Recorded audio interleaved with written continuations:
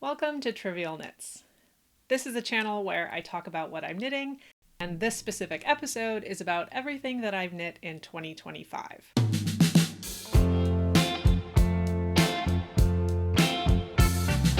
I have not made a video in a long time. This is sort of my return to the channel. So if you are new here, let me just introduce myself. My name is Laura. I live in Los Angeles, but I previously lived in New York and I grew up in Michigan. I have been knitting for about 20 years. I'm also a writer, editor, and publishing advisor for scholarly authors.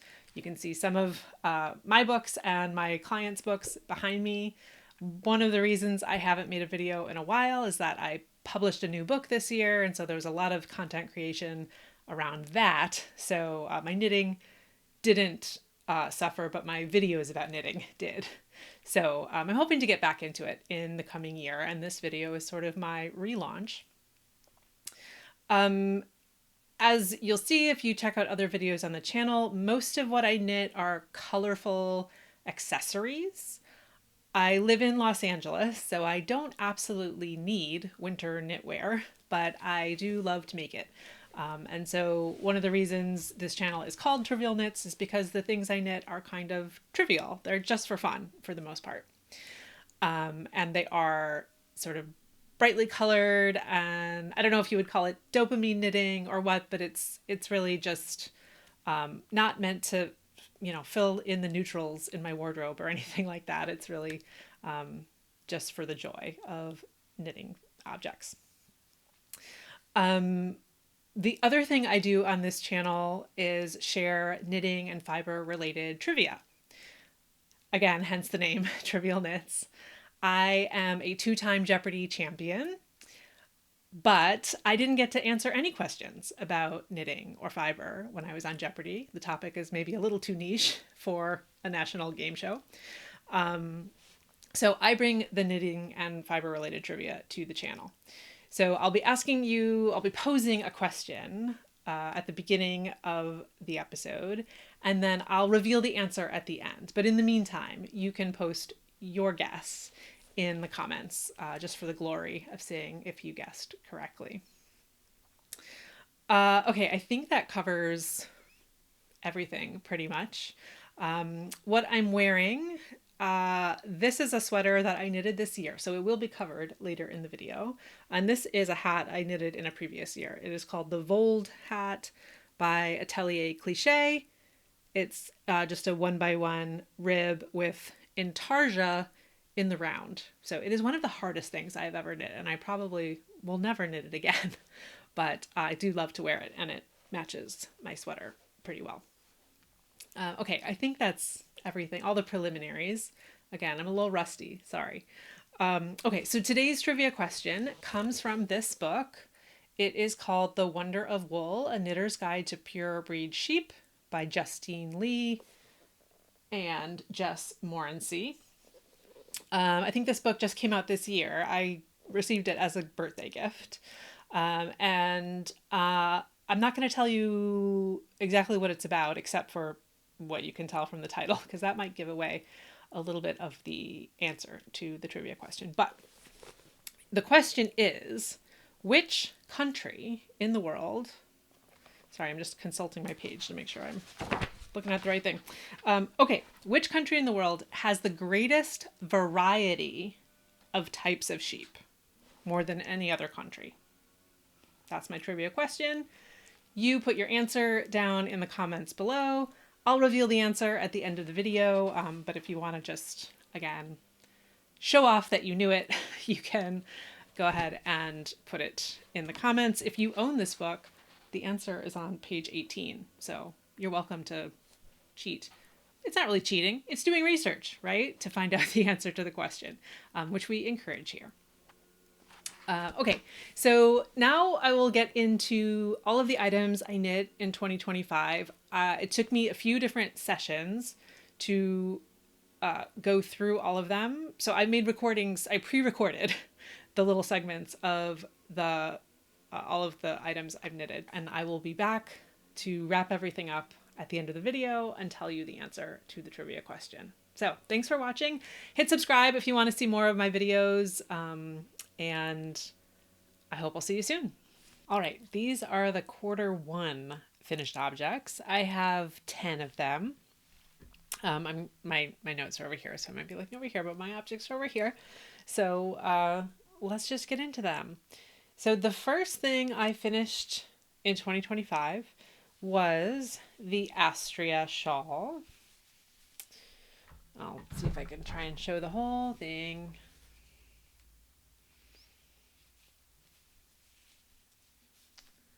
And I'll put it on so you can see how I style it. So I like to just start with the center at my neck. Center at my neck, and then wrap the whole thing around, and then I'll either let the tails hang. You can see they're pretty long. Or I'll tie in a knot and wear it under a jacket. I absolutely love this pattern. Let me tell you the details about it. So like I said, this is the Astria Shawl. The designer is Amba O'Brien. And many of her patterns are created with Advents in mind. I don't know that this one specifically was, but I did use it with like a seasonal box. So the yarn here is from Junction Fiber Mills Winter Solstice box from last December, like December of 2024. And I knitted most of this in 2024, but I finished it in January. And it was an assortment of, I want to say, 9 to 12 mini skeins of their sport weight making tracks. So they're color shifting yarn. And so there were, a bunch of different colors. I don't know that any of them were, I think all of them were like special edition colors. So I don't know that you can purchase these on their website anymore, but they do have some, the actual hues I think you could find in their existing making tracks offerings. And then it also came with a couple skeins of the undyed sport weight in the same fiber content. And this is 100% wool. And I think it's all American wool. And it's all spun at Junction Fiber Mill in Vermont. But so really the main technique for me here was just putting the skeins in the right order so that they appeared like somewhat of a gradient. And I didn't have enough of the color changing to do the full shawl. So I interspersed with stripes of the undyed to make sure I could get my yardage. And I think that worked out really well. And then I actually can't remember if the pattern includes the I-cord edge or if I added that on, but in any case, it has an I-cord edge here. And I really like that as a finishing technique for the scarf. And I love this scarf. I haven't worn it much this year. I wore it in the spring. I mean, in the winter and early spring, quite a lot. I haven't pulled it back out for this winter as much yet, but I love it. And I would absolutely call it one of my favorite objects of 2025. Unfortunately, Junction Fiber Mill did not do the solstice box again this year. I understand those are really resource intensive and they had many other things going on this year, but I would definitely buy one again if you decided to do it in the future. Peg and Amanda, please. And if you are not watching the Millcast, which is Junction Fiber Mill's YouTube show, it's one of my favorites of all the sort of yarn podcasters. And so I highly recommend that one to go watch. I probably will have some more Junction Fiber Mill to share in my other objects from this year. Okay, what else can I say about this? The yardage used, it was a total of 1,025 yards of sport weight. So, if you didn't have the original yarn, which very few people probably do, you could use another yarn as a substitute. So about 1,000 yards. Yeah, okay, so that was number 1. Let's see. Okay, my second finish object is the Quadraowl Cowl. So you can kind of see, this is by Martina Beam, and it was scrappy for me. So I used all leftovers from mostly Advents, I think. And so this is hedgehog fibers, sock yarn, and a little bit of botanical yarn. I think this one here, because I had, more of a full skein left over. It's not a full skein, but it's not from Advent minis. And I believe I held these the Advent yarns, the sock yarns double, because I'm fairly sure this was a DK. So the whole pattern is in DK, I think. Okay, so this cowl is constructed very ingeniously. It is not just a normal tube cowl. It's a little tricky, I will say, the technique on it. So I'm not sure I would do it again, because it was just like, the effect you get is not that much different from a regular tube, except that you can really change the orientation of the fabric. So here's one way to fold it, but you could fold it differently. Let's see if I can figure out how I did that. You can sort of like manipulate the fold so that it looks then totally different. And more emphasizes the like four-cornered nature of it, which is where the name comes from, I think, the Quadraowl Cowl. And then, of course, you could also turn it inside out either way. So with this one, you see all my scraps and minis. And I will show you how to wear it. Much like any other tubular cowl, but it's a nice, double thickness tube. So yeah, I think this was successful. The yardage on it. This one was also about 1,055 yards of fingering weight held double. So about 500 yards of DK for the full cowl. Now I don't really wear this, I will say. I have really gotten away from the like speckled hand-dyed sock yarn. That's just like not my vibe anymore. I loved this Advent, it was very beautiful. The yarn is beautiful to look at, but it's just not my style so much. And these aren't so much my colors, which is always a risk with an Advent, is like, you don't know what the colors are going to be. So I think this object was successful, but I will probably like gift this or sell it, destash it in some way, because I just don't really wear it that much. And I'm not a superwash person anymore, even though I do, the value of superwash, it has its time and place, absolutely. But I've been trying to get away from it a little bit. So yeah, Quadraowl Cowl. All right, my third object is the Sandywell scarf. This was a test knit for Jimmy Does Knitting, who also has a YouTube channel. And you can see it's like, I haven't sewn in the end, which I'll explain in a minute.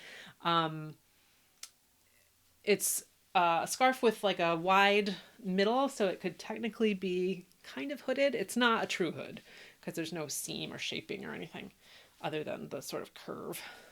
But I think it's sort of meant to be worn like this. I made this out of Knitting for Olive Heavy Merino in Pomegranate. I love this color. It's showing up a little orangier on camera versus what it looks like in real life to me. But it's a very pretty, like, rich red with orange undertones. I really like Knitting for Olive Merino. I find that to be very soft. For whatever reason, the Heavy Merino is not soft. I just do not consider it a soft yarn.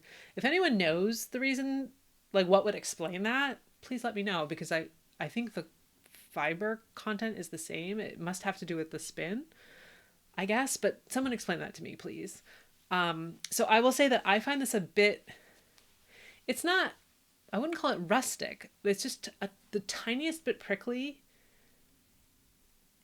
And so I don't wear it. Nothing to do with the object itself, but the yarn, it's just, it doesn't function the way I would want yarn for a scarf like this to function. Which is odd because like the Junction Fiber Mill yarn, I would say is definitely more rustic and prickly than this, but that doesn't bother me. Maybe it's just like mentally like what I'm expecting of the yarn or something. But yeah, I'm not drawn to this, even though I love the color. And so that's part of the reason I haven't woven in the end is I may frog it to reclaim the yarn for something else because I do love the color and I have made other things out of this yarn that are soft and fine for their purpose. But for just the scarf, there's just a mismatch here for me, even though I really like the way it looks. So again, maybe if somebody else I know loves it and would love it in its current form, I might gift it. But I may also like reclaim the yarn for a different purpose because I just don't wear this as much as I would want to. But as far as specs on the pattern, it's 480 yards of the Knitting for Olive heavy merino. So what is that? A couple balls. 3? I'm not sure. That's a worsted weight yarn. So you probably need like 4 or 5 balls of worsted weight for this one. So I guess that's more than a couple. Because it depends on how heavy and how much yardage you get in your yarns. But it's just, it's a slip stitch pattern. And I believe the designer has other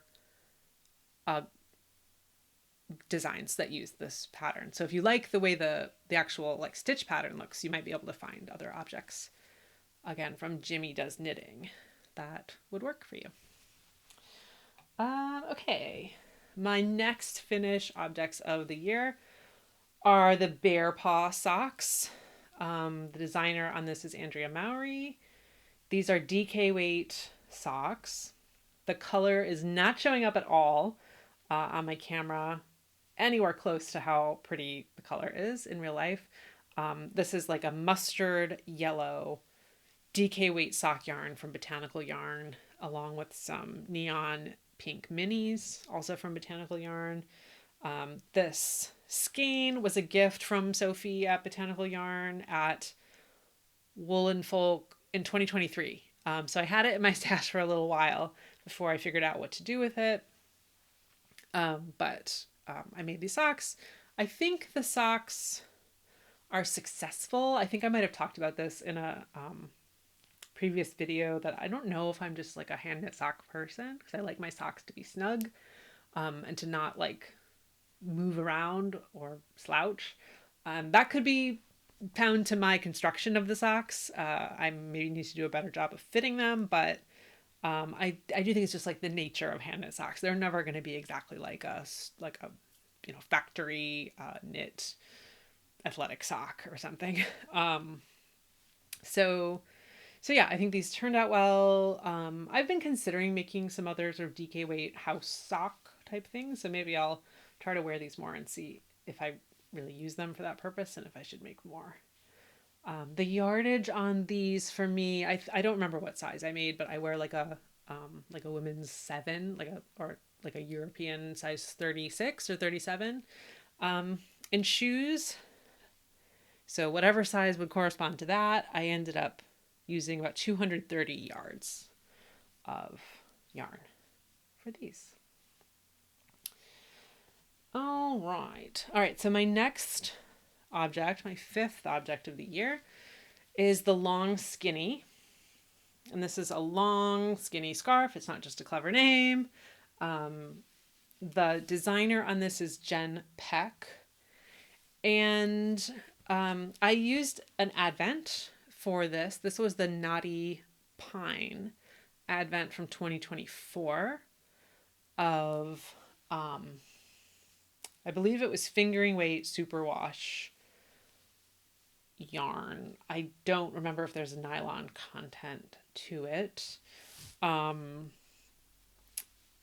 but yeah, I think the colors are beautiful, and I striped them because the Advent itself had sort of alternating light and more saturated colors. So I thought they worked really well in this sort of ombre stripe. And then I put an I-cord border on it using Knit Picks gloss, I think, and a fingering weight, perhaps held double. And I think that color was rosemary, I want to say. So I'll put this on. So it's, it's a skinny scarf. You could wear it like that. You can wear it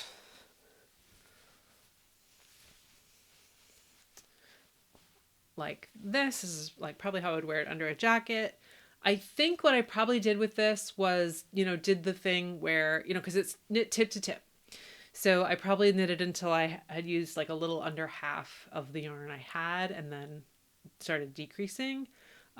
So I think the original pattern may, if you look at the designer's page, the scarf might be longer than the one I ended up making. But I just did it based on the quantity of yarn I had available. So I think this looks great. Again, I've sort of gotten away from superwash yarn. It's so heavy compared to like woolen spun non-superwash yarn, which is what I've really gotten into in the last several months.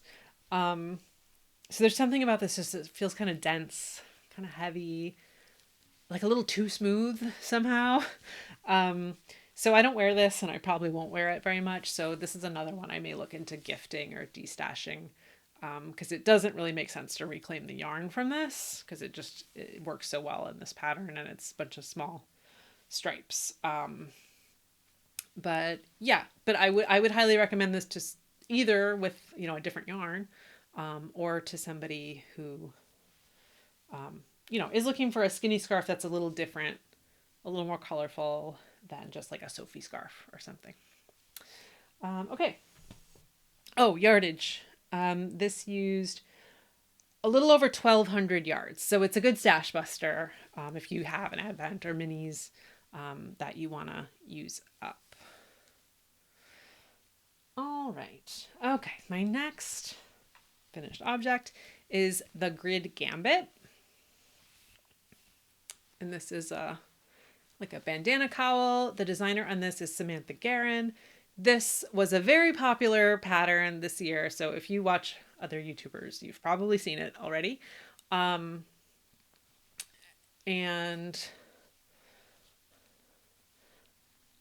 I will say I've made several cowls with this construction because it's very typical of like Andrea Mowry cowls. And I've made a bunch of hers that are like this, where you knit sort of like a non-symmetrical pentagon, I guess would be the word for it. And then you seam it in the back to make the bandana shape.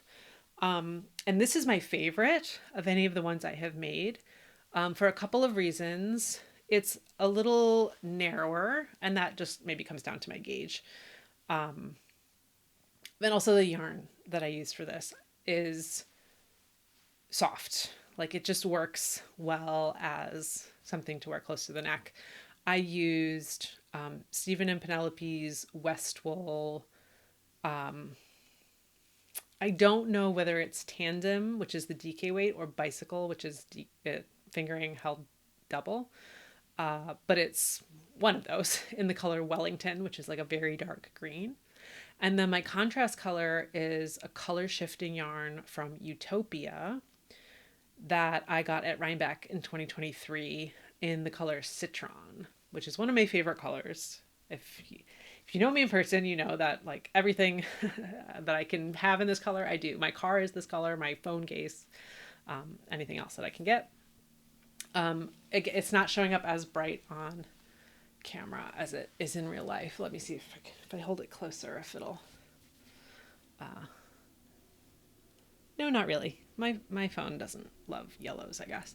But it's like a very like chartreuse sort of yellow, but it's a 2-ply yarn. So there's also some sort of creams in there and green, and this just I think turned out great. I love it. if I need something really easy to pop on that doesn't take up a lot of space, that doesn't have tails like a scarf, this would be my go-to bandana cowl of all the ones that I've made. So again, Grid Gambit by Samantha Guerin. And the yardage on this, I've got written down about 295 yards. So less than a full skein of the two colors. I have plenty of leftovers. So might be a good scrappy project too. I mean, you could absolutely stripe scraps in this. Oh, and also this is mosaic knit.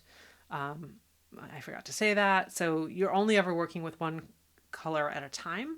So there's no stranded color work or anything. It's quite simple to construct. And I love that graphic sort of look. And this was like a really popular pattern. I went to Rhinebeck this year and saw lots of people with this, and my friends made it as well. So it was really good for that designer this year. All right. Okay. So my next finished object is a hat. So I'll try and put it on. This is the classic cuffed hat. The pattern is from Pearl Soho. It is a very simple stockinette beanie knit from the hem up with a ribbed hem.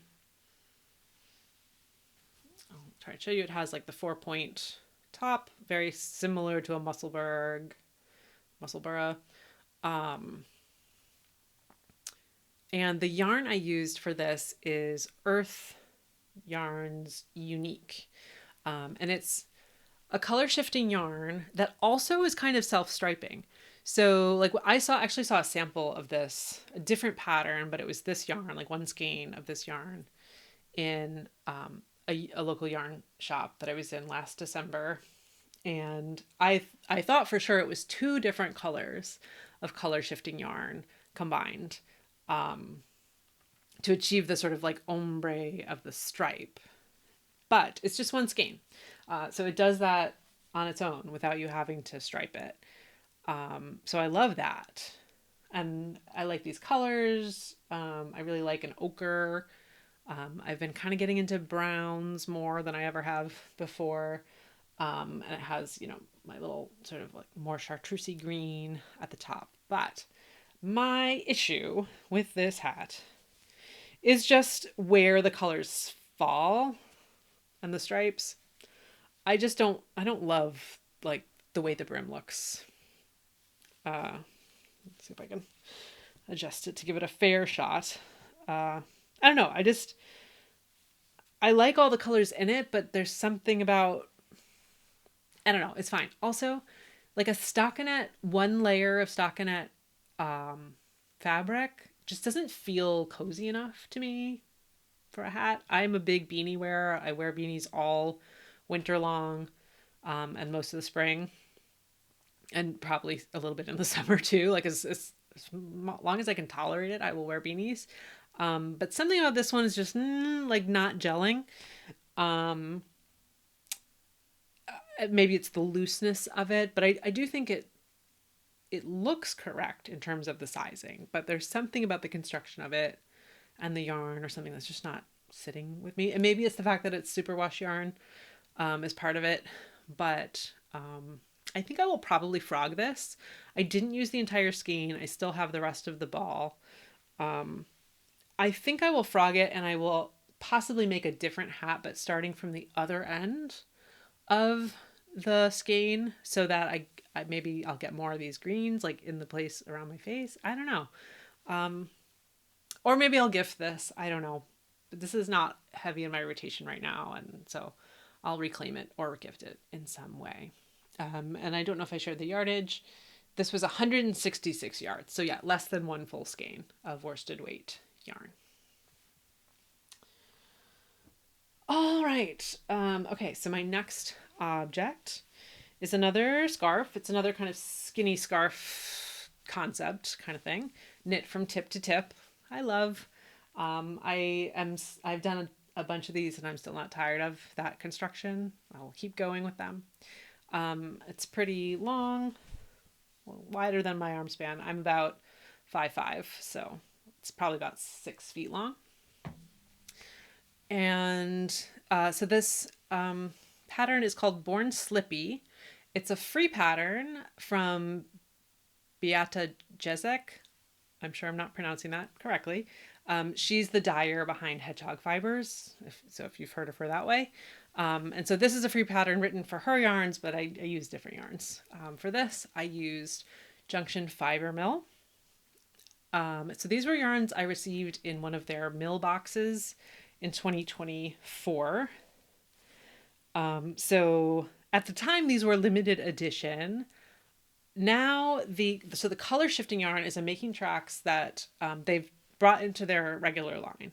So you can still get this. It's called Enchanted Forest. I'm going to hold up the back. You can see the colors a little bit more vividly on the back, I think, and how they shift. There's like greens, purples, blues, a little bit of maybe brown, you would say. Yeah, definitely brown. But so it's called Enchanted Forest, and it's very like woodsy colors, like dark woodsy colors. And then the lighter colored yarn is from their limited edition Farm Fresh, I think. It was like an alpaca blend. Now, I don't normally like alpaca. I find it a little too drapey and a little too itchy for me usually, but I wanted to give it a shot in this pattern. I think it worked out really well. I wear it like this, like standard way. I wear all of these scarves. I think it's a really nice kind of neutral. It is prickly, but again, it's like if I'm mentally prepared for the prickle, I can handle it better for some reason. This really goes well with my jacket, which is like olive green. So I think this was successful. I did alter the pattern a little bit. I added an I-cord edge as I was working on it, so not applied later. Which I think I was doing that to sort of make it lie a little flatter. I think it has a tendency to curl. It still curls a little bit, but it worked out okay, and I think it gives it a nice finish on it. So I would call this a successful project. I used, I would say 3 skeins of the Junction Fiber Mill, which is a DK weight. 1 full skein of the color shifting, which is 200 yards, was enough. That was, I guess, my limiting factor. I probably adjusted the length to use that amount of yarn. But then that required more than 1 skein of the neutral main color. So about 250 yards. So it really wasn't much more than 1 skein, but I did break into a 2nd skein for that. And I ended up using the leftovers for a hat, I think in Q2. So I'll show you that in a little bit.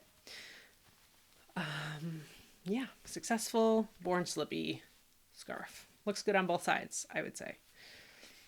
Oh, and as the name implies, it's made with slip stitches. That's kind of how you get the pattern here. Okay, then my next object was a test knit. This is called the Old Compass Cowl. The designer on this is Trin Annalee. She has very recently come out with a hat version of this, which is similar, but it's a hat. And I believe a pullover as well, like a full sweater with this stitch pattern. And I found, like, as a tester and then as seeing her release the other versions, this stitch pattern looks really different depending on the colors that the knitter picks. So I would encourage you to go look at her designer page and to look at the different projects to see like what all the different possibilities are. It's kind of a, it's stranded color work. I don't know if it is technically like a Fair Isle motif, but it kind of has that look to it.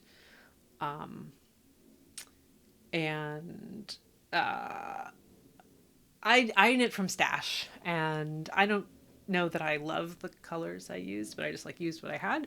I don't know that they show off the stitch pattern to the best effect, so that's why I'm saying go look at the other pages on Ravelry to see how other people did it. But so this is a double layer cowl that sort of has a flare to it. So this is the side with the stranded color work, and then the other side is stripes. And this pattern calls for Holst Garn Super Soft. And so because I had that in my stash, I applied for the test knit, and that's what I used for this. I'll put it on so you can see how it looks. I use 694 yards, 5 different colors. So 1 ball or less of each, because those balls of yarn are very generous in their yardage because it's a very light fingering weight yarn. So, I mean, I think this looks pretty good. It functions really well as a cowl. I like how the taper makes it, you know, it kind of sits on your shoulders and chest, but then also comes up around the face. One of my big pet peeves with cowls is when they don't actually stand up, or they just like flop. And that's okay sometimes, but not usually what I'm looking for in a cowl. So this is good for that. If you've ever used Holst Super Soft, you know it's not actually super soft at all. It's a woolen spun, pretty loosely spun yarn, I would say. And it still has the spinning oil on it when you get it in the balls or in the cones. So it's quite rustic feeling. But the designer for this had like a special method for blocking it, like washing and blocking it, to get it as soft as possible. And I used that method and I found it worked pretty well. I mean, it's still like, there's no secret that it's a rustic yarn, but it's tolerable to wear, for me anyway. So, I mean, I think the pattern is worth it just for her like blocking technique. Because then you can use that anytime you want to use this yarn, and I will use it again in the future. Did I say the yardage? This was about almost 700 yards, but across 5 colors. So not too much of each color. The most you probably use is for the inside, which you could do in any color. It doesn't even have to be one of the 5 here. So it's again, a really good stash buster, I would say, if you have that kind of yarn, the Holst or like a Shetland fingering weight would be good for this. All right, and then my last item of Q1 is the Manhattan Cowl by Tori Yu. This is the only Tori Yu pattern I've ever knit, although, you know, I like have several in my wish list. And she's, I think, quite popular over the last couple years. I don't believe this is like intended to be a striped item, but I striped it because I was using yarn from stash, and I don't think I had enough of either of these colors to do a single one, so I just did this. Let me put it on.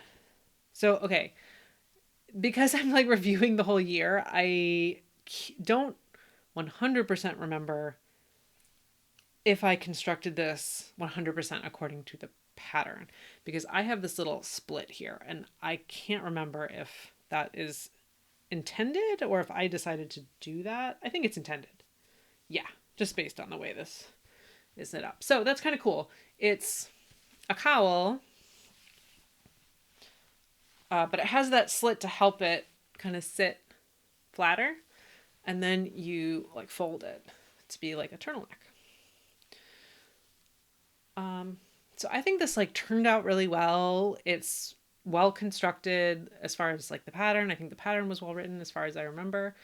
I used Knit Pick Swish worsted, which is a superwash merino yarn. It's not like a superwash. It's worsted weight, so it's not like the superwash fingering sock yarn. It's much lighter than that. It doesn't have that really dense feel. I use this a lot for like baby gifts, because you know that's going to be washable, but also really, really soft, like genuinely soft, not like Holst Garn, super soft. So Knit Pick Swish worsted, and the colors I used were, I want to say this is copper and dove heather, which is like a gray, like a sweatshirt gray. I'm not sure if that's reading it. It's kind of reading as more beige, but it's gray for sure. I don't wear this. As soon as I finished it, I was like, I'm not wearing that. Because I think, you know, I finished it like in late March. It's getting a little bit too warm, and it's also just possibly too warm where I live to need something that sits this close on the neck. Because I live in Los Angeles. So the coldest it ever gets is like in the mornings, like the early mornings, it might be in the 40s, which is very cold to me, but I don't necessarily need something this warm. But if I lived in a colder climate, or like I was a skier or something like that, I think this would be useful. So again, I might gift this to somebody who can get more use out of it, because I do think it was successful. The yardage I used was about 248 yards. So I guess about 3 balls total of the Knit Pick Swish worsted, which comes in 50-gram balls. But just under 300 yards of a worsted weight yarn worked for me. And yeah, I guess that's all I would say about this one. So yeah, so those are my 10 objects from Q1. And I'll be back through the magic of editing with Q2 very soon. All right, I'm back. It's a different day, and I'm ready to discuss Q2's knits. So these are things I knit between April, May, and June. Okay, so hopefully I'm somewhat consistent with the last clip that I made. We'll see. Okay, so the first finished object from this batch is my Cableage Cowl. Holding it up. I have to say, my camera does no justice to the color chartreuse, which is like my favorite color. You're going to see a lot of items knitted in this, and they're so much brighter in person. And it's like such a disappointment to me that I can't figure out how to change the settings on my camera. Hopefully I will be able to correct it in post, and we'll see if it looks better that way. But I'm going to tell you the names of the yarns, and so if you want to see what they really look like, go look there, or you can look at my Instagram, which is just Trivial Knits, and I think you'll see more accurate colors there. Anyway, back to the cowl.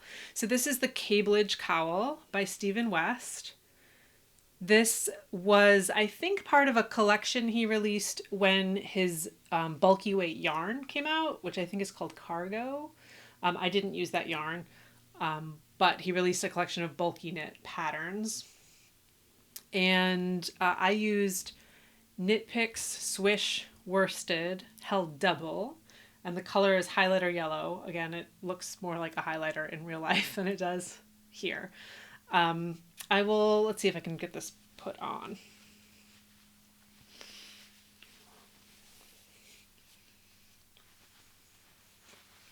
So it's like a chunky cowl, you know, it will keep you pretty warm. It fits pretty close to the neck. I haven't worn this much because I made it, in the spring before it got cold.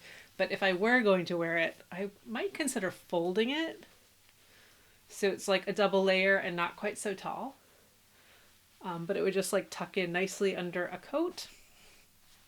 And you could sort of pull it up if you needed to cover your face. Let's see, the yardage on this is, just looking at my notes, it's 343 yards of worsted weight. So bulky weight, it would be half that. And it's about 156 grams. So I think I used 3 total balls of the Swish worsted. Your mileage may vary depending on what yarn you use, but it's a nice quick knit, like maybe a good, like fun gift in a fun color for somebody. So that is the Cableage Cowl by Stephen West. All right. Next, the next item I don't have anymore because it was a gift. So the next one is the Prism Hat. That is a pattern by Tin Can Knits. It is a colorwork, stranded colorwork hat. I knitted in a baby size for somebody who was having a baby. I used Westwool Bicycle. I think held double because I think that's a DK weight pattern and Bicycle is a fingering weight yarn. And I used the colors Norway and pickle juice for the contrast. And my yardage on that was just 100 yards of the fingering weight, 50 grams. So again, if you were going to do it in DK weight, it would just take 50 yards. I think that's correct. And I think this turned out well enough. You know, hats for babies are a little tricky. Well, colorwork hats for babies I think are tricky because if the parent wants to fold it up to make it fit the baby's head better, depending on what size the baby's head is, it can sometimes sort of mess with the look of the hat if you're like folding it up and then the strands on the underside are exposed. So not always the most practical baby hat gift, but it's like colorwork can be sort of impressive and like funky and fun. So it makes a statement. I don't know. Things to consider when making a baby hat. I made some other baby hats later in the year that I'll show you that are, I think, lend themselves a little more to size adjustability. Okay, next item is the Trigo Scarf. This was a test knit I did for Azahar Knits. And I'll try and hold up so you can see. Well, it's a little hard to see the stitch pattern. I used a color shifting yarn, but I guess at this distance you can see the stitch pattern. It's just like a knit purl stitch pattern. I used DK weight yarn. I think this is called Entropy from Feederbrook Farm. I'm not exactly sure of the colorway. I'm not sure if it had a colorway. It might have been just like a number and a letter or something. I used 55 grams of it, so much less than a full skein. It was 142 yards. And this, you know, it's just like a fun little neck scarf kind of pattern. I don't really wear it. It was kind of just more like the fun of test knitting it, was why I made it. But you could wear it like a Sophie scarf, wrap it around a couple times. I think I went for the longest length to like have the most versatility to either wrap it around or wear it like a little scarf. So kind of cute. I have to say, you know, I've bought a bunch of different color shifting yarns. Most notably, I'm thinking of Junction Fiber Mills, Making Tracks, Spin Cycles, Dream State or Dyed in the Wool, Utopia. What is theirs called? Helix, I think, is their color shifting yarn. And I have to say that I like all of those better than this one. This is the Feederbrook Farm. And I think this company has beautiful colors, but the feel of the fiber is just a little less nice to me. It's a little thinner. The yarn is a thinner weight. And then it's like a little itchier, I would say, than like a Spin Cycle or the Utopia. How it compares to the Making Tracks, I don't know. Maybe it's like a comparable level of itchy, but that one just feels a little more luxurious because it's like a little thicker. So yeah, I mean, that's kind of my take on this yarn. What else do I need to say about it? I think that's it. So again, this was the Trigo Scarf by Azahar Knits. Okay, next up, all right, this is a beautiful one if I do say so myself. This is another test knit. This is kind of a large shawl. This is the Lysander Shawl by Maxim Sear, or Max the Knitter. And as soon as he posted sort of the preview photos of it, I was like, I want to make that. And then he opened up a test knit call and I was luckily selected. So this is made in, and hopefully you're getting a sense of the scale here. It's quite long. And the idea, it's a diamond shape kind of, or lozenge shape maybe they call it. And the idea is that it folds in half so that both sides you're seeing the correct side of the stranded colorwork, or the, it's mosaic colorwork actually, of the colorwork, and then you can wear it, you know, kind of like a scarf or a shawl. So this is made using Pearl Soho linen quill fingering weight in 7 different colors, or 8 different colors. So those are all the colors, like the rainbow colors. And again, this is a little more vibrant in person than it is showing up on camera. And then the black and gray little trim here, that is Westwool Bicycle that I just happened to have in my stash. All of this was yarn that I had in my stash because my policy for test knits is that I have to use stash yarn for them. Because I volunteer for more test knits than I probably should. And so it's a way of sort of keeping it in check and making sure it's not actually costing me too much to do a test knit. I'm knitting something I would want to knit anyway, with yarn I already have. Okay, so this used quite a bit of yarn, 295 grams or 1,290 yards. And I mean, I love the way it came out. I think the colorwork is so impressive it was not hard to produce though, really. It's mosaic, but it's knit flat, and you purl on one side and purl and slip on one side and knit on the other side. So it looks like stranded colorwork, but it is mosaic. I am fairly sure now that I'm looking at it, I mean, it looks stranded on the other side, but I think that's just the way the stitches are produced. Apologies that I might be messing this up, but look it up on Ravelry. It's Lysandre, Lysandre. And you can see more details about the construction. So my only disappointment with this shawl is that I made the mistake of knitting my I-cord edge too tight, because this is just slightly too small to wear it in the way I would want to wear it, which would be either, you know, usually when I wear a scarf or a shawl, I will put the point in the front and wrap the sides around, and the tails are just not quite long enough to wear them how I'd want to wear them. You end up with a little bit too tight of a knot here, like that, like doesn't lay the way I would want it to lay. So and then it also is not quite long enough to do like a loop style scarf. It's a little like to get it to loop. So that's, I mean, it's totally my bad. I thought maybe I could block it out, but I couldn't. So if I were to make this again, or, you know, I'm not going to make it again. It was pretty complicated, just because of the sheer number of colors in it.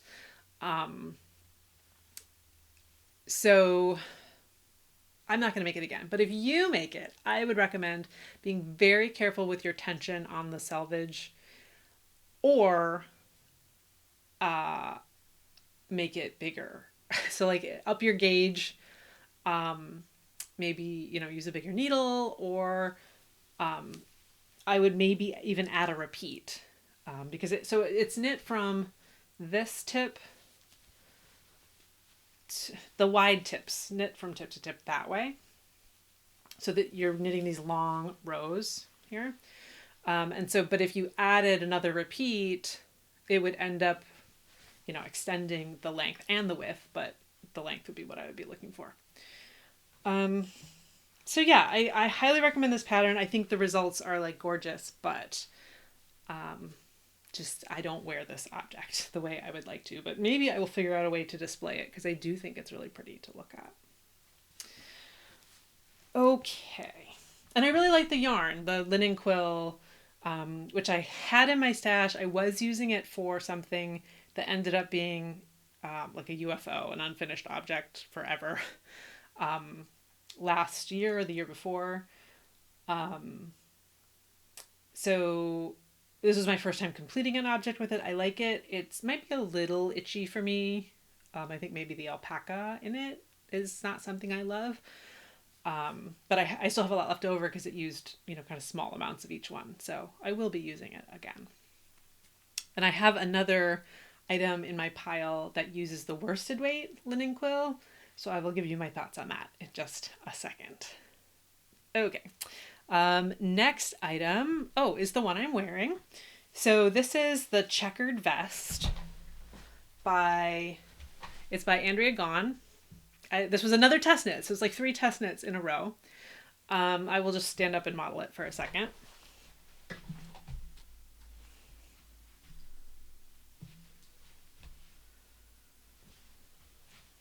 So if you have watched my channel before, you may know that I am not really a garment knitter, because I find it too stressful to make sure the finished object fits. It's hard enough to have a shawl not work out the way you want it to have a garment that you've invested all this time in and all the details and everything not work. It's just not what I'm in the game for. I knit to relax and enjoy myself, and feel competent. So garments sometimes take that away. But I'm trying to grow my skills and grow my library of finished objects in different ways. So I volunteered for this test knit, figuring I'm new to garments, but not new to knitting. So, or less experienced in garments. I have made garments before, but I thought might be a good candidate for the test knit. And I had knit the Ion Cowl by Andrea Gahn before. So I knew that I liked her style, and I like her sort of presentation in her Instagram. I just felt okay, we have a similar sense of how we like to wear things. So I thought the fit would probably be okay. And that was correct. The fit ended up being really good for this, I think. I don't know. Again, I'm new to garments. Probably I could branch out into bust darts and things like that. But for this, I thought it turned out really well. So again, this is the Checkered Vest. I used Brooklyn Tweed Shelter. Partially from Stash, some that I acquired. This is around the time when Brooklyn Tweed announced they were stopping production. So I did a little bit of hoarding. So I had a lot of Brooklyn Tweed on hand. But this was my first time completing a garment in Shelter. So this is a woolen spun worsted weight yarn, and I used the colors Pollen and Yellowstone. Again, if you are familiar with this colorway, it is a bright chartreuse yellow. It is not the sort of meh beige you are seeing right now. So in person, this is a little more quirky and striking, I would say. It's already kind of quirky with the checkeredness, but it's constructed using intarsia. So you have a bunch of little balls of the different colors, and you could make this in multiple colors, but I chose to do 2. But you have multiple balls, one for each square that you're knitting. And it's seamed. So you do the front and the back separately. So it's not in the round. Intarsia in the round, I did it once. I will never do it again. I mean, maybe I'll do it again if I want to suffer, but intarsia flat, totally fine. And then you seam it and then add the neck and shoulder trim, and the hem is also part of the individual pieces, so it's not in the round. What else can I say about this? Okay, so, and then there's also, in the pattern, Andrea Gahn always has multiple fit types. So she has I think she calls it A and B type, which sort of vaguely correspond to a feminine and a masculine fit. But it's not labeled that way, which I appreciate. So you can kind of find the sort of length and shaping that works for you and how you like things to fit on your body.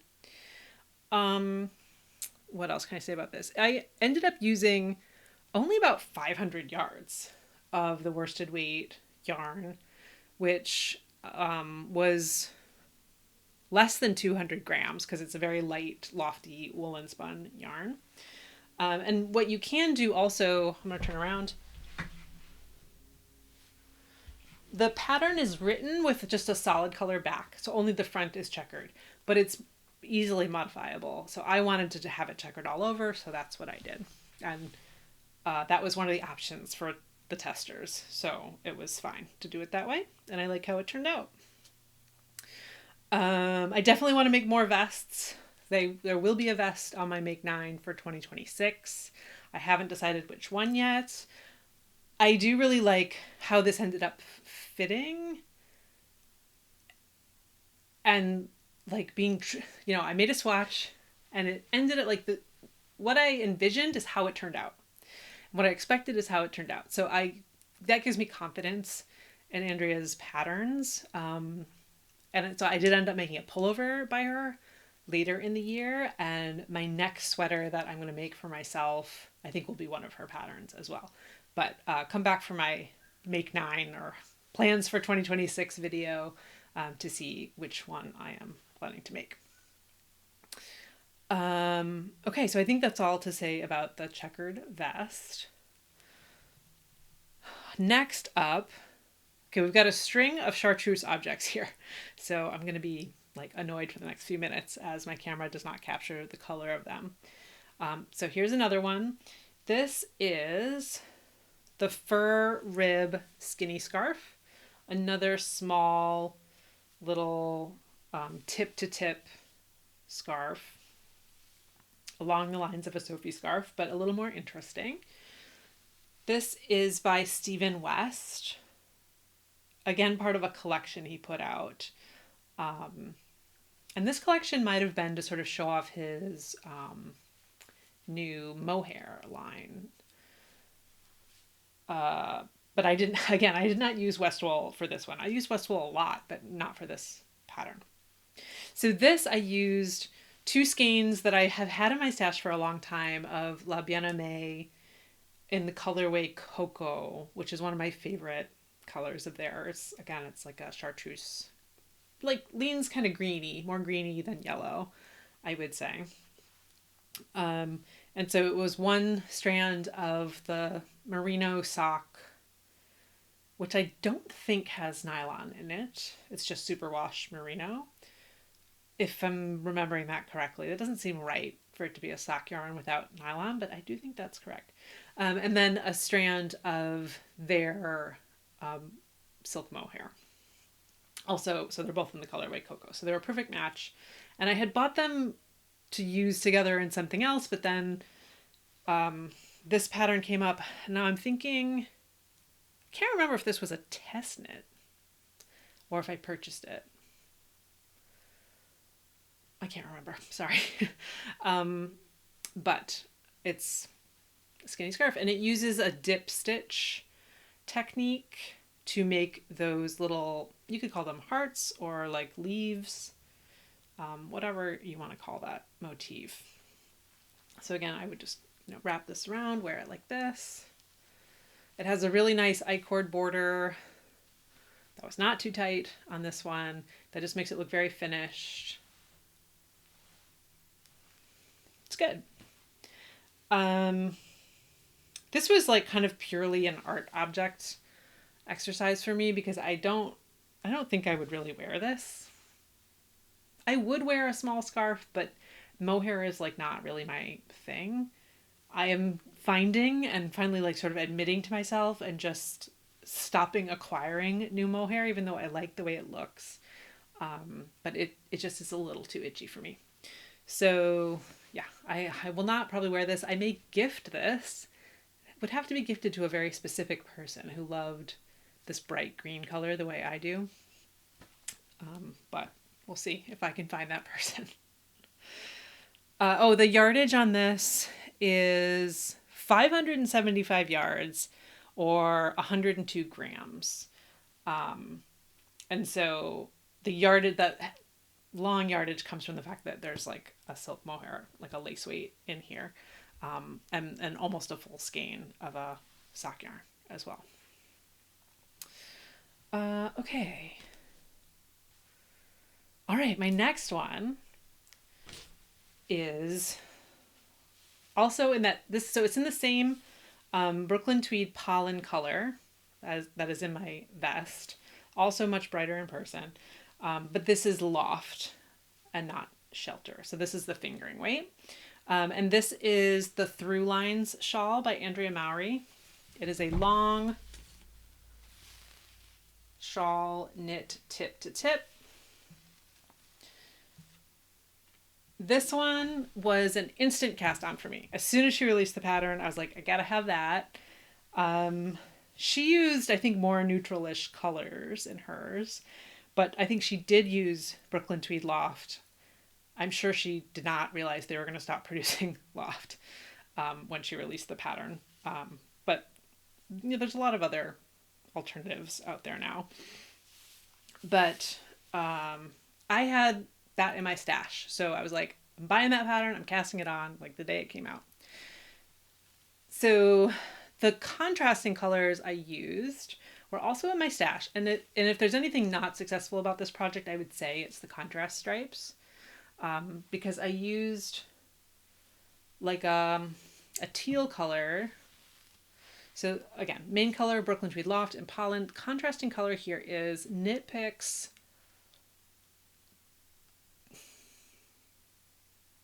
It's their merino cashmere nylon blend. And the name of it is escaping me right now. I don't think it's gloss, but maybe it's gloss. That doesn't sound right, but because I think that's their wool silk blend. Okay, we'll regroup.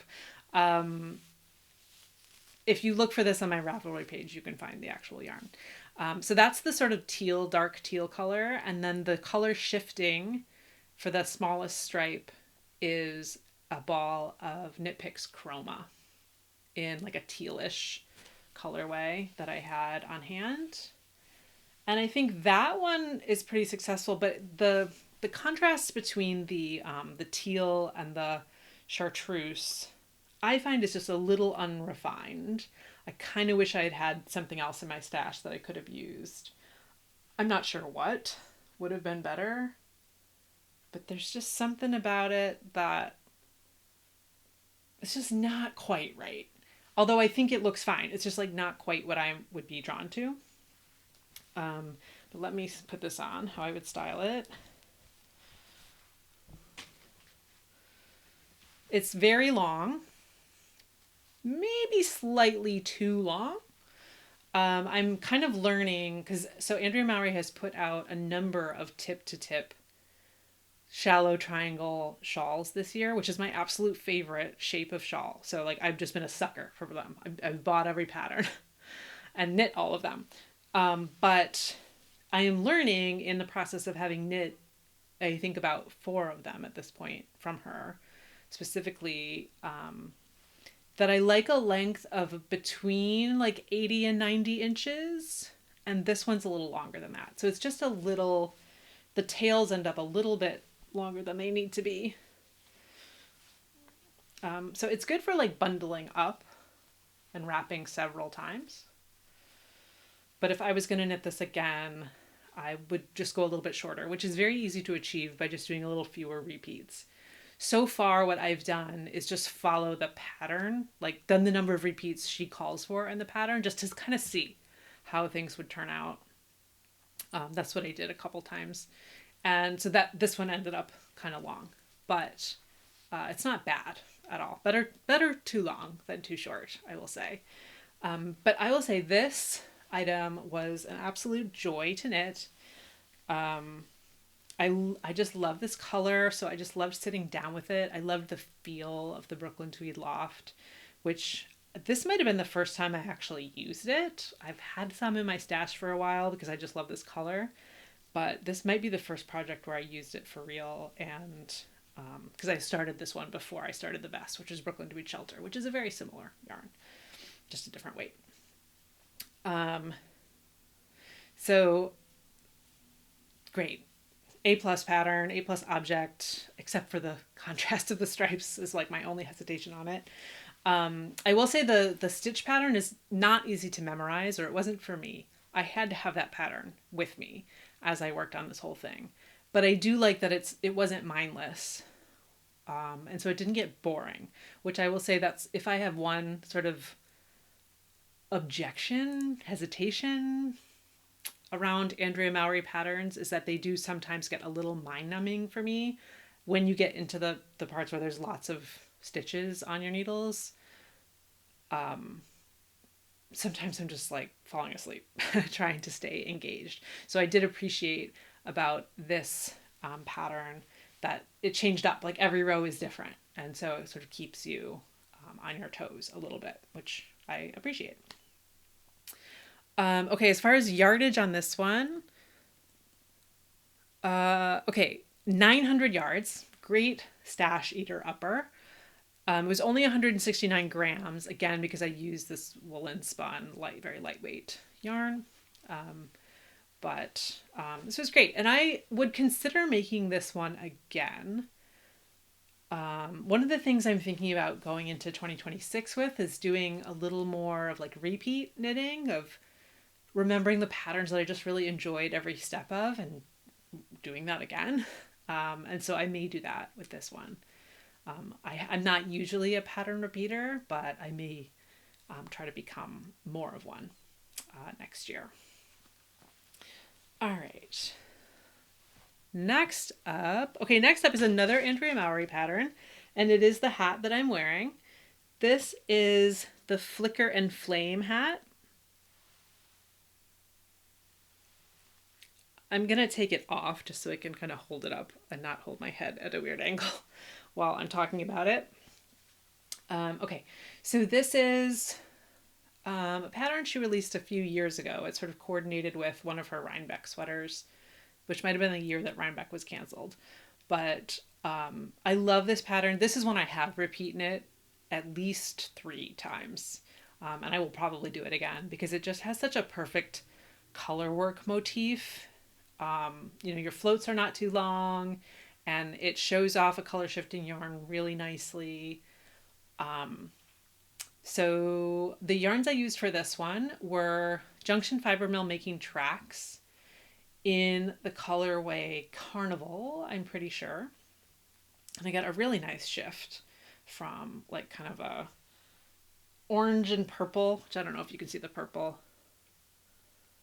plies up to a really nice green and purple, and then just plain green kind of at the top. This was, I think, a half skein that I received in their mill box in 2024. And I think it kind of used up the whole half skein. So it was about 50 grams, I think, or about 100 yards, I want to say, if that's correct. DK weight, Making Tracks. And then the solid color is another skein of Junction Fiber Mill DK weight yarn that I had received in the box. I had used most of it on my Born Slippy shawl that I just showed. So I think it's a wool alpaca blend. So I had a little bit left over and I thought it might be just enough for this hat. And I do think it ended up being like exactly the correct amount. So it was a great yarn chicken experience that I won. I modified the pattern just slightly. I think I modified the color work to make it extend all the way to the center of the crown. I can't remember what the pattern does, but I know I did something a little different here just to make the best use and to get that green in there of the color shifting yarn. And then instead of a folded up brim, because I found that when I folded it, it like covered the color work in a way I didn't want it to, and it kind of threatened to expose the strands on the back. So I ended up doing a sewn down brim. I folded it in and I just sewed it down, and I love the way that turned out. Don't think I'd ever done that before with a hat, but I love it. And so I will do it again, I am sure. Particularly with this pattern if I do it again. Or any other color work hat pattern. I have a few possibly in my queue for 2026. So I will think about doing that. The only kind of thing about this one is because of the length, it has a little bit of that sort of air on top. I think that's okay. I don't normally prefer that in my hats, but I kind of wanted to try it for this one.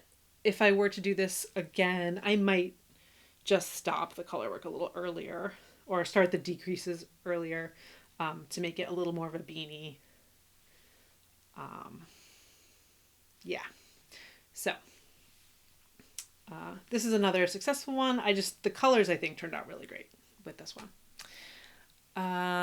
Total yardage used 170 yards, or 81 grams of the DK weight junction fiber mill yarns. All right, next item is Textures Unite. This is another Stephen West.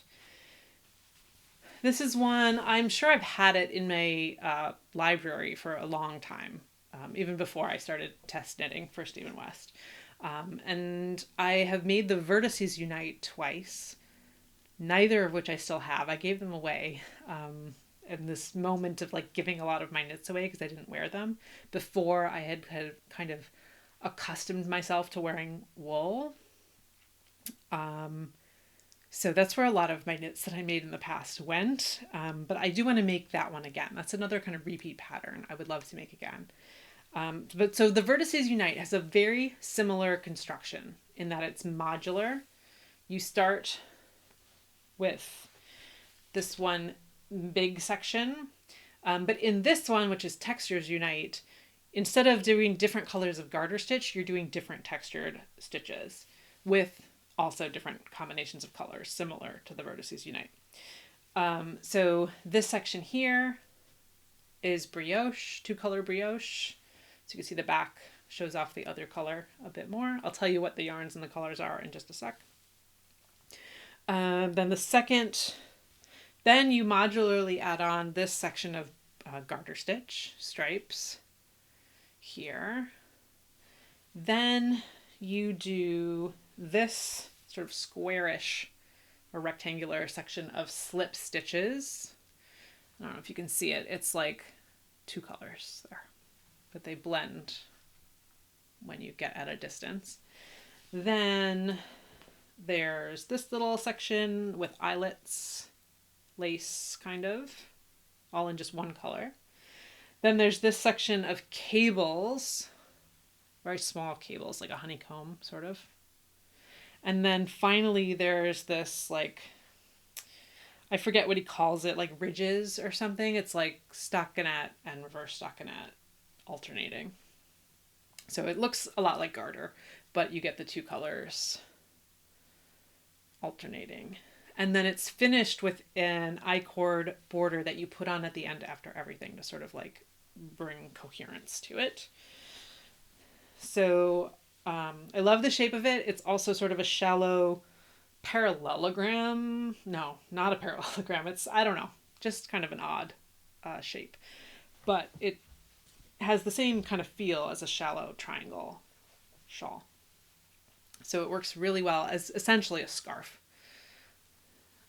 And this was one of my things that I packed to bring to Rhinebeck, and I actually got a lot of compliments on it. A lot of people asked what the pattern is, or the pattern was. So I think it was a success. The colors here. So all of these yarns are Knitting for Olive Merino, which is a fingering weight, 100% merino yarn. It's quite soft. It's not 100% itch free. I'd say like on a warm day, I wouldn't want to put it on, but you know, with any level of coolness in the air, it's like very tolerable. And it feels very soft to the touch. Like you would think it's like a superwash yarn from touching it, but it is not superwash. The colors here are, so the red is pomegranate, one of my favorites of their colorways. Then the other side of it is, it's a very pale pink. It's called powder. It might look sort of white in this light, but it's actually not white, which I like. It's a little less stark. Then these colors here are rust and dark ochre. Then let's see. Then these colors here, the yellow I think is mustard. I'm pretty sure it's mustard. And then the green is dusty olive. Does that sound right? I think that's right. And then the cable stitch section here. Oh no, then the eyelets are all rust. Then the cable stitch is the dark ochre And then the stripes here are the dusty olive and the powder. And then the border, I mean, you could do whatever color for the border. I used the mustard for the border because I just wanted to give it sort of a yellow look. And that's it. So I love this pattern. I would not knit this pattern again because I would say the cable knit section almost did me in. Like, it's just small. You know, it's thin yarn. I actually chose to do this on even smaller needles than the pattern calls for because I didn't want it to be too drapey with the really light fingering weight yarn. So I think I did this on size 3 needles. And so that cable section was a little bit brutal. I probably wouldn't do it again. But I would do the vertices unite again with just garter stitch as a way to play with colors. And I really love the color combo that I put together here. Total yardage was 1,080 yards. So again, good stash buster. I just had all these yarns in my stash. I had done sort of a big order from Knitting for Olive and from Stephen and Penelope at some point. I don't remember when, but definitely before this year. So I had a bunch of different colors in my stash that I liked. And so I just pulled from them and put them together. And it's a total of 197 grams. So the equivalent of 4 balls of yarn, but it's 6 colors. So, not exactly 4 balls of yarn. Okay. All right, next up, this is the Ory Cowl by Alicia Plummer. Let's see if I can put it on. Yeah. Okay, so it's mostly the Ory Cowl, but so in the original pattern for this, it has these triangles, like almost like the flying geese kind of motif. And then after these small triangles, it transitions to, like a wider section with wide triangles. And I did not love the way the color shifting yarn looked in the samples, like any of the samples that I saw with those wide triangles. I just didn't think it made the best use of the color shifting yarn. And so I subbed in different motifs for those wide triangle sections. And these I got from the Alternate Stitch Dictionary by Andrea Rangel. So I just picked 3 different ones that I thought kind of fit. This one's like a zigzag or a chevron kind of. This one is like a step. I don't know. I don't know how you describe that, but it's like that. And then this one is just like a slightly different version of that. And so this is a stranded colorwork cowl. You knit it, you have a provisional cast on, you knit it like a tube. So very easy to sub in and out the motifs, like the stranded colorwork, however you want. But I did like the triangles, the small triangles, so I kept those from the original pattern. And then it's, you give it a Mobius twist and seam it up or graft it up, I guess. And I normally don't love a Mobius cowl. I find that I'm not sure what to do with this little skinny part. Like, where would I put that? When I'm wearing a cowl, I want it to be warm around my neck. And I almost always, in patterns for these, it's like too wider than I would want. However, I just didn't want to think too much about it. So I knit this one 2 pattern and I actually really like it. It's not something I would wear on a super cold day, but I think it's good for a medium cool day where you don't need something right up around your face, but it's just like adding a little warmth for coziness around your neck. And I think it works particularly well because of the yarns in this. So this is Spin Cycle, dyed in the wool. That's the color shifting. In the colorway that is escaping me at the moment, Salty Dog. Salty Dog. Good. I did not want to have to look it up and put it on the screen. So it's Salty Dog. I used 2 skeins of that. And then the main color, or the solid color, is Brooklyn Tweed Imbue Sport Weight in the color Cloak. And this was one, like, I think I had it in my stash. I don't exactly remember why I bought it, but I had 3 skeins of it to make something that I ended up not making with it. So I had it in my stash, but it was the first time I actually used it. And while I was knitting this is when Brooklyn Tweed announced they weren't going to be making yarn anymore. And I was like, oh no, I love this yarn. I love knitting with it. And then I love the way it turned out. It is so soft. It feels as soft as a superwash yarn, but it is not superwash. It's a worsted spun, I believe. And so it, like, I was like, okay, I gotta find where else this yarn exists and buy it. So that was kind of what led to me, like, maybe overbuying some Brooklyn Tweed yarn this year. But I love the way this feels. It feels completely comfortable and soft, even though it is non-superwash yarn. Mostly the spin cycle is superwash, I believe. But yeah, it just turned out great. I like it. I would recommend it. The total yardage here was 620 in sport weight yards and 160 grams total.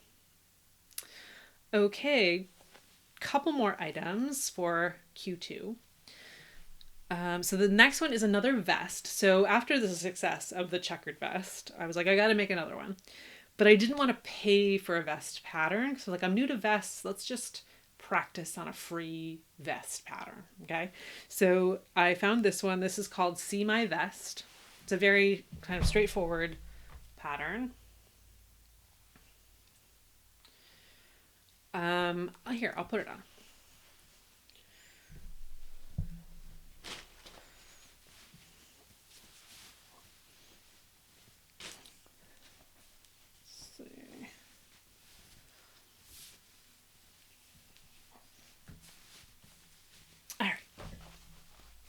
So it's called See My Vest. It's by, I think her name is Emily Bolduan, but I think her like company is called Maker. So you should be able to find it either way, but See My Vest. So it's a free pattern, stockinette, whereas the checkered vest had a V-neck, this had a round neck. And it's also cropped, or at least I decided to make it cropped. So let me talk about this one a little bit. I made it using Pearl Soho linen quill in worsted weight. So I have a bunch of that. I bought it, I think, to make a big, like, chunky cowl that I ended up not. Once I started the pattern, I didn't like it. So I abandoned it, and now I have several skeins of this worsted weight linen quill. But it was going to be in like a similar color scheme to this. So I decided to do the stripes in that color scheme to sort of recreate what I was going for with that cowl. And this is knit, you knit the front and back yoke separately, and then it is knit in the round. So it is not seamed like the other vest. And then you add the trim. So this, I think, I think it turned out fine. Like, it looks fine, right? I could wear this. I could look normal. But I probably will not wear this much for a couple of reasons. One, again, I find the linen quill a little too itchy. Even though it's hard to explain because it does feel quite soft, but it's hairy. And I don't know if that's the linen fibers or the alpaca fibers or both. But there's just something about that that's a little like, that would probably be fine when it's cold, but when you're wearing a vest, it's probably not that cold if you're wearing a vest instead of a pullover, so don't know about that. And then also the shaping just isn't awesome. I think it's fine, but I think this, maybe it's the size I picked, but it's just a little wide. So you can see like the armholes are just a little like gaping. And then the back, I don't know if you can see, like, it looks fine. I don't think anyone would be like, wow, that vest doesn't fit that person, but just not. as successful as I would want it to be. So I'm just keeping that in mind as I go for my next vest that I will be making. Oh, the other thing about this is like the yoke, because it's knit flat, you can see that I wrote out, which normally in the things I knit, like that doesn't show or matter. So I actually didn't even realize I had a rowing out issue for a very long time, until I started trying to make sort of flat knit garments. Again, I don't think it's that severe. I don't think the average person would notice it and think something was wrong, but it is a little confronting to me now that I'm looking at it. So yeah, but you know, it's fine. Good learning experience. And with yarn that I had in my stash and didn't really have a use for, so it wasn't really a waste. Maybe I'll see if somebody else wants this who would wear it more than I would, because it's probably not worth deconstructing for the yarn because of the stripes and the small amounts in each stripe. But it's okay. It's growing on me as I look at it here. Yeah. Okay, and then the last, the total yardage here was 535 yards and 325 grams. So a little bit heavier of a yarn. But that's that. All right, last item for Q2. This one was a test knit, I am certain. And this was another skinny scarf by Stephen West. This is the Dancing Droplets skinny scarf. And it, the pattern calls for a DK weight yarn. I used a fingering weight yarn held double, and I used almost exactly the entire skein of it. So it was 450-ish yards, 105 grams. And I can't remember if I followed the pattern exactly or if I weighed the yarn, but I want to say I just followed the pattern and it just ended up being the perfect amount. I had more than one skein of this on hand, so if I had needed to break into a second skein, it would have been fine. But I think it was like exactly the amount of the skein, which was like a slightly heavy skein because it was 105 grams. But anyway, so this is a skein of hand-dyed fingering weight sock yarn from Grenoy Company. And so on the right side, you can see this little stitch motif. Let's see if I can get it to focus. And it's another kind of dip stitch type thing. But the back side looks pretty nice too. It's just like a textured kind of, not even a lace, but there's little holes kind of where the dip stitches were. So yeah, I think this turned out really well. It's, you just wear it like a little neck scarf. Which again, I don't really wear for the most part. So it was more of just like a fun exercise in stash busting and test knitting. So I may, again, gift this to somebody if I can find someone who would want a little scarf like this. I'm curious what people have seen. Because like, you know, in the knitting community, we all know about the small scarves. Like the Sophie scarf has been around for years. Most people have made one, or maybe not most people, but lots of people have made one. I don't know how many people wear them, but I've heard that like in actual fashion, like outside of knitting fashion, little small scarves are coming into fashion. So I'm wondering if that will sort of increase the wearability of the Sophie scarf, or the giftability, especially for people who are not just like trying to find a reason to wear knitwear, if they would want something like this. So we'll see. Time will tell. I'm going to keep my eyes out. You let me know what you think, what you've seen. So this, again, used one entire skein, 450 yards of fingering weight yarn held double. And that's the end of quarter two. I'm back. It's a little bit later for me, hopefully instantaneous for you. And now I'm going to talk about everything I knit in the third quarter of 2025. I am wearing a couple of the items, and we will get to those in just a minute. So the first thing I knit in quarter three was the Pierre skinny scarf.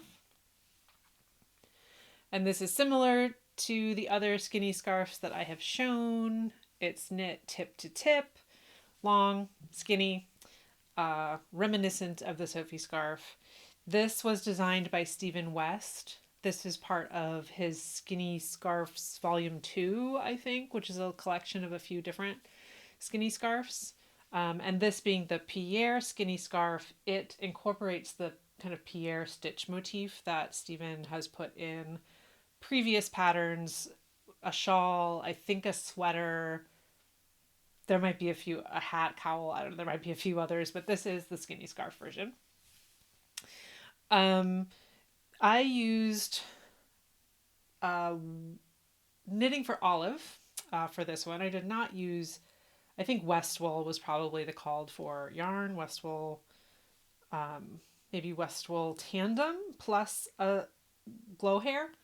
But I used 2 strands of knitting for Olive merino, held double, and then along with that also held a strand of knitting for Olive soft silk mohair, all in the same color, the color rust. So I happened to have those all in my stash, and I threw them together for this scarf. I would style it just the way I would style any of the other ones I've shown, but I will go ahead and show it. I like the length on this one. I think it's good for having a little bit of tail, but also like wraps around nicely. Let's see, the yardage. Okay, so I used exactly 100 grams of the yarn. So that's pretty much, almost 2 full balls of the merino, which come in 50-gram balls, and then however much the mohair, it's a small object, and the mohair is lace weight and light, so there wasn't too much of that in there, but the total yardage was about 620 yards. So a nice little stash buster if you have 100 grams of something DK weight and some mohair to go with it. As I think I mentioned a few minutes ago in the video, I'm not a huge mohair fan. I have learned that, accepted it about myself, and so I will probably gift this at some point. I think this one is a little more giftable than the other ones I've made since it's a little more of a neutral color, and the stitch pattern, while it keeps it fun and engaging, is like a little bit subdued. So I think anyone could really wear this, even if they aren't like a Stephen West fanatic. Okay, so that was Pierre skinny scarf. My next item is one of my all-time favorites of the year. I did mention that when Andrea Mowry released her Through Lines shawl, I bought the pattern immediately and jumped on it because it was like a tip-to-tip shallow triangle shawl. I'm just a sucker for it. She keeps putting out those patterns. I will keep buying them. And so she did put out another one, and this was the Nightlights Shawl. And so this used the same motif from her Night and Day cowl that she released in 2024, which I also knitted and really enjoyed. But this is in the scarf or shawl format that I really like. I'm going to stand up so I can show the full length of it. Hopefully I can get that in there. So it's a very generous length. I think this one measures about 86 inches, which I find to be perfect. I love the length of this. Of all the scarves I've made this year, this one is the absolutely correct length. So I will be shooting for this again. I did not modify the pattern or anything. I just did the exact number of repeats called for in the pattern, which ended up being a perfect length for me. The yarn I used here is, well, the navy blue is Brooklyn Tweed Shelter in the color Deep Dive that I was able to snap up before everyone ran out of Brooklyn Tweed yarn. And the contrasting color is Spin Cycle Deep Bump. That's the Dream State base, the worsted weight. Both of these are worsted weight yarns. I think Andrea Mowry's sample might be DK weight yarn, but also woolen spun. And so the Brooklyn Tweed is a good substitute for that here. And then she also used the Spin Cycle Dream State.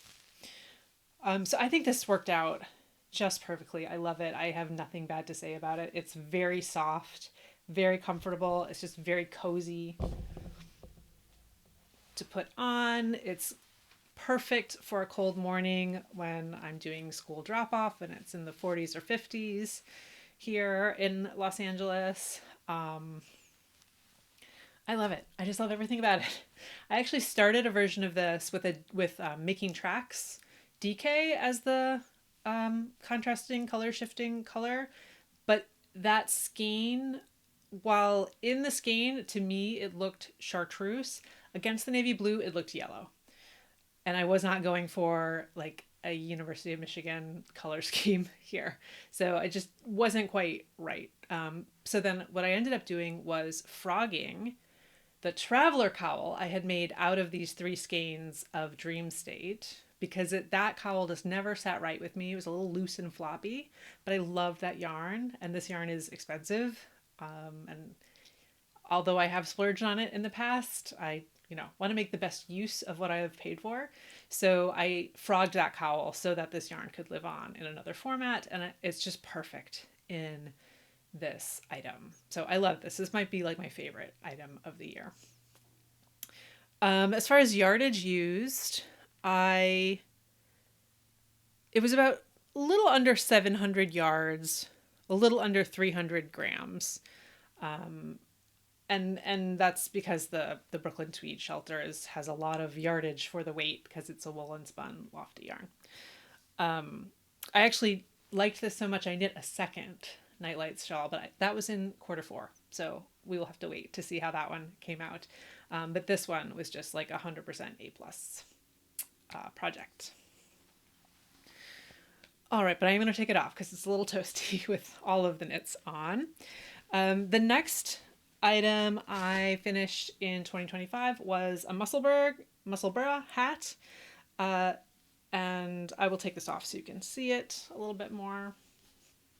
Just a standard Musselburgh, 1 skein of yarn. This yarn is Sandscapes by Knit Picks, and it's a color shifting single ply. I think I want to say it's a merino nylon blend, but I'm not totally actually sure of the wool content, but it is wool. It's probably superwash. I got this on sale in the Knit Picks, I guess in their summer sale. This skein, so it was 1 skein and it was only like $6 or something. Like, it was a good discount on it, and I knew that it would make a fun Musselburgh because it just had good sort of color shifts to it. You probably don't need to see how the Musselburgh breaks down, but that's it. I don't know if I mentioned the weight. I think this yarn is technically listed as a fingering weight. I would call it more of a sport, and the resulting hat is thicker than my other like fingering weight Musselburghs that I've made. But I think it worked out great. I actually love green and purple together, although purple is not my color at all, and I would not seek out purple in any other format, but with the green, I like it okay. And I don't think I've quite decided like which configuration of the hat is best, but they're all roughly the same because the colors are kind of consistent throughout. So yeah, it fits well, folds up the way it should. The yardage, again, it was just 1 full skein, so it was like 100 grams. And the yardage was 325 yards, which also kind of speaks to the sport weightiness of this yarn, because that's not a lot of yardage for a fingering weight. Yeah, so good reviews on this one.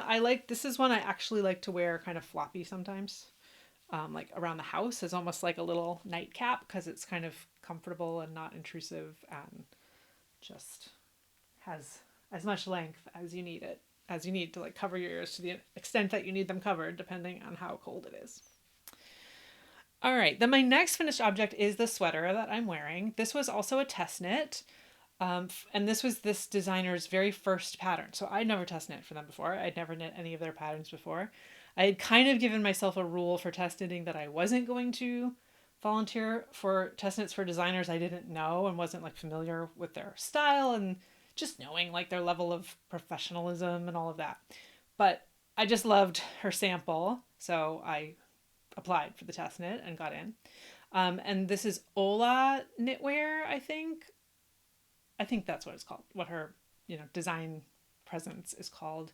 On Instagram, I think she's Olala, like Olala. So hopefully you can find her that way. So this is called the POV Pullover. And it's called POV, like point of view, because it sort of changes how it looks depending on your point of view that you're looking at it from. Because the body has alternating stockinette and reverse stockinette. And on the sleeves, it's inverted. So it also has stockinette and reverse stockinette, but the colors that are used are switched on the sleeves. So because of the colors I picked, I guess, I don't know, it's not looking so like op art, but in the samples, a lot of them do look very striking in the sort of optical illusion of the different textures and colors. So, so as I think I mentioned, I have not been a big garment knitter, but I'm trying to get more into it, get more comfortable with it. And so this was part of my foray into that. This is probably the first sweater I made in years. Like the first full, sleeve sweater, not counting the vests I made in Q2. So the yarn used here, again, from my stash, because for test knits, I go to stash, is Brooklyn Tweed Shelter. No, Brooklyn Tweed Loft in the color Artifact, I believe, which is like a dark green, like a heathered dark green. And the contrasting color is Spin Cycle Dyed in the Wool in the colorway Scranton, which is like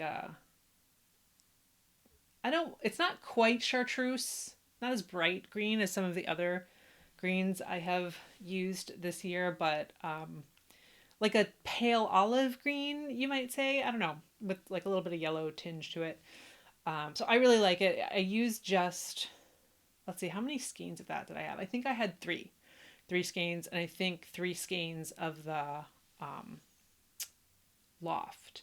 So it really didn't use that much yarn. I think maybe because I went for sort of a shorter sleeve length and a cropped body length, although I did add a few repeats to the body. So the sample is actually even more cropped than this. It's maybe, maybe more sits at the natural waist. But I wanted to add just a little length for this to go with the kinds of things I would wear it with. Sorry, I'm talking with my head off screen, but hopefully you could hear me. I'll just stand up and model one more time.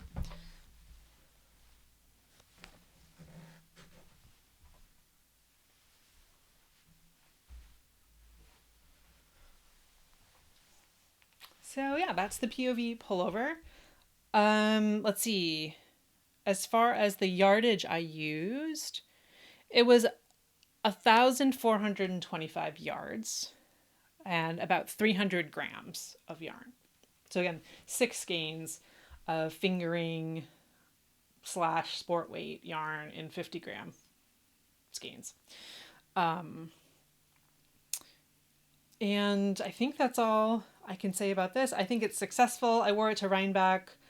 And it was good there. It's like a lightweight because of the yarns I picked.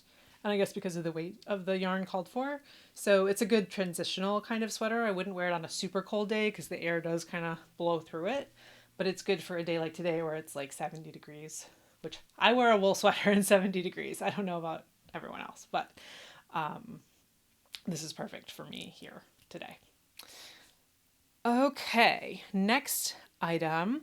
So this is actually the second Prism hat that I have knit this year, but it's an entirely different pattern that is also called the Prism hat. So the other one was a Tin Can Knits baby hat. This one is a cable knit hat by Emily Green. And I used knit picks. Oh dear. I think it's called Simply Wool. There's a couple products from Knit Picks and Pearl Soho that are called like Good Wool, Simply Wool, Just Wool. I don't know, like they have those kinds of names, and it's very hard for me to remember what they actually are. But this one I also got in the Knit Picks summer sale, and I think it's a yarn that's normally, I don't know, like in the $15 to $20 range for a 1 skein of worsted weight yarn. But I got it again for something like $6 or $8. So I thought it would be a good way to try out this yarn. And the sort of features of the yarn is that I think it's like entirely sustainable and pretty natural. So I think it's undyed.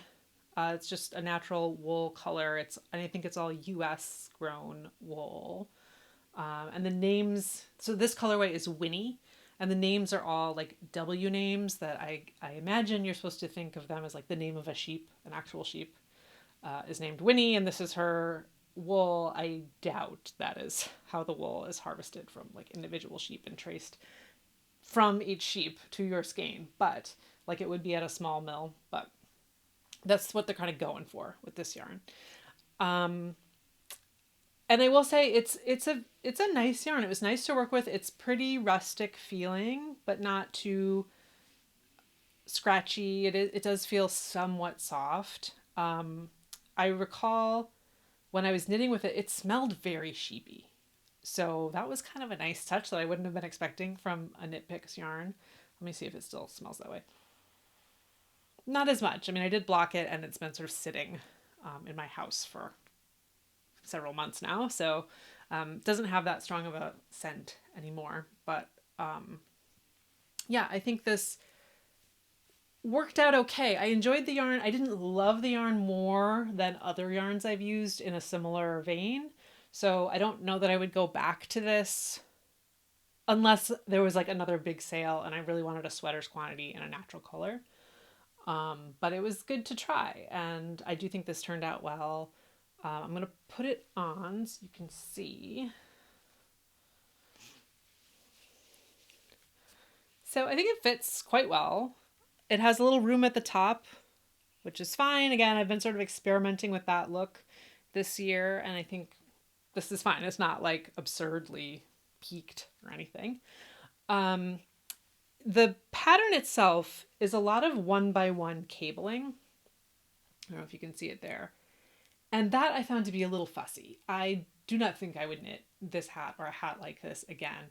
And I definitely messed up the cables in a couple spots, but probably not in a way that you can even see. Do you see the mistakes? No, good. And so like I have a friend who suggested this would be a really good gift hat because it's so neutral but appears kind of intricate, and probably no one would notice any of the mistakes in it. So I will probably gift this at some point unless my style changes and I do just want kind of a neutral beige wool hat. But that is not normally my MO. The yardage on this, I used one full skein, so about 100 grams. I mean, I had a little bit left over, but not enough to really do anything with. So 100 grams, 215 yards of worsted weight wool for this hat. Prism Hat by Emily Green. All right, I'm going to put my other hat back on. No, I'm not, because I have a whole bunch of hats coming up. Okay, so the next finished object is another hat. It's the Florence Hat. The designer on this is Eleanor Mortensen, and I think she's known for her sort of intricate color work yoke sweaters. And she designed the Rhinebeck sweater for Junction Fiber Mill this year.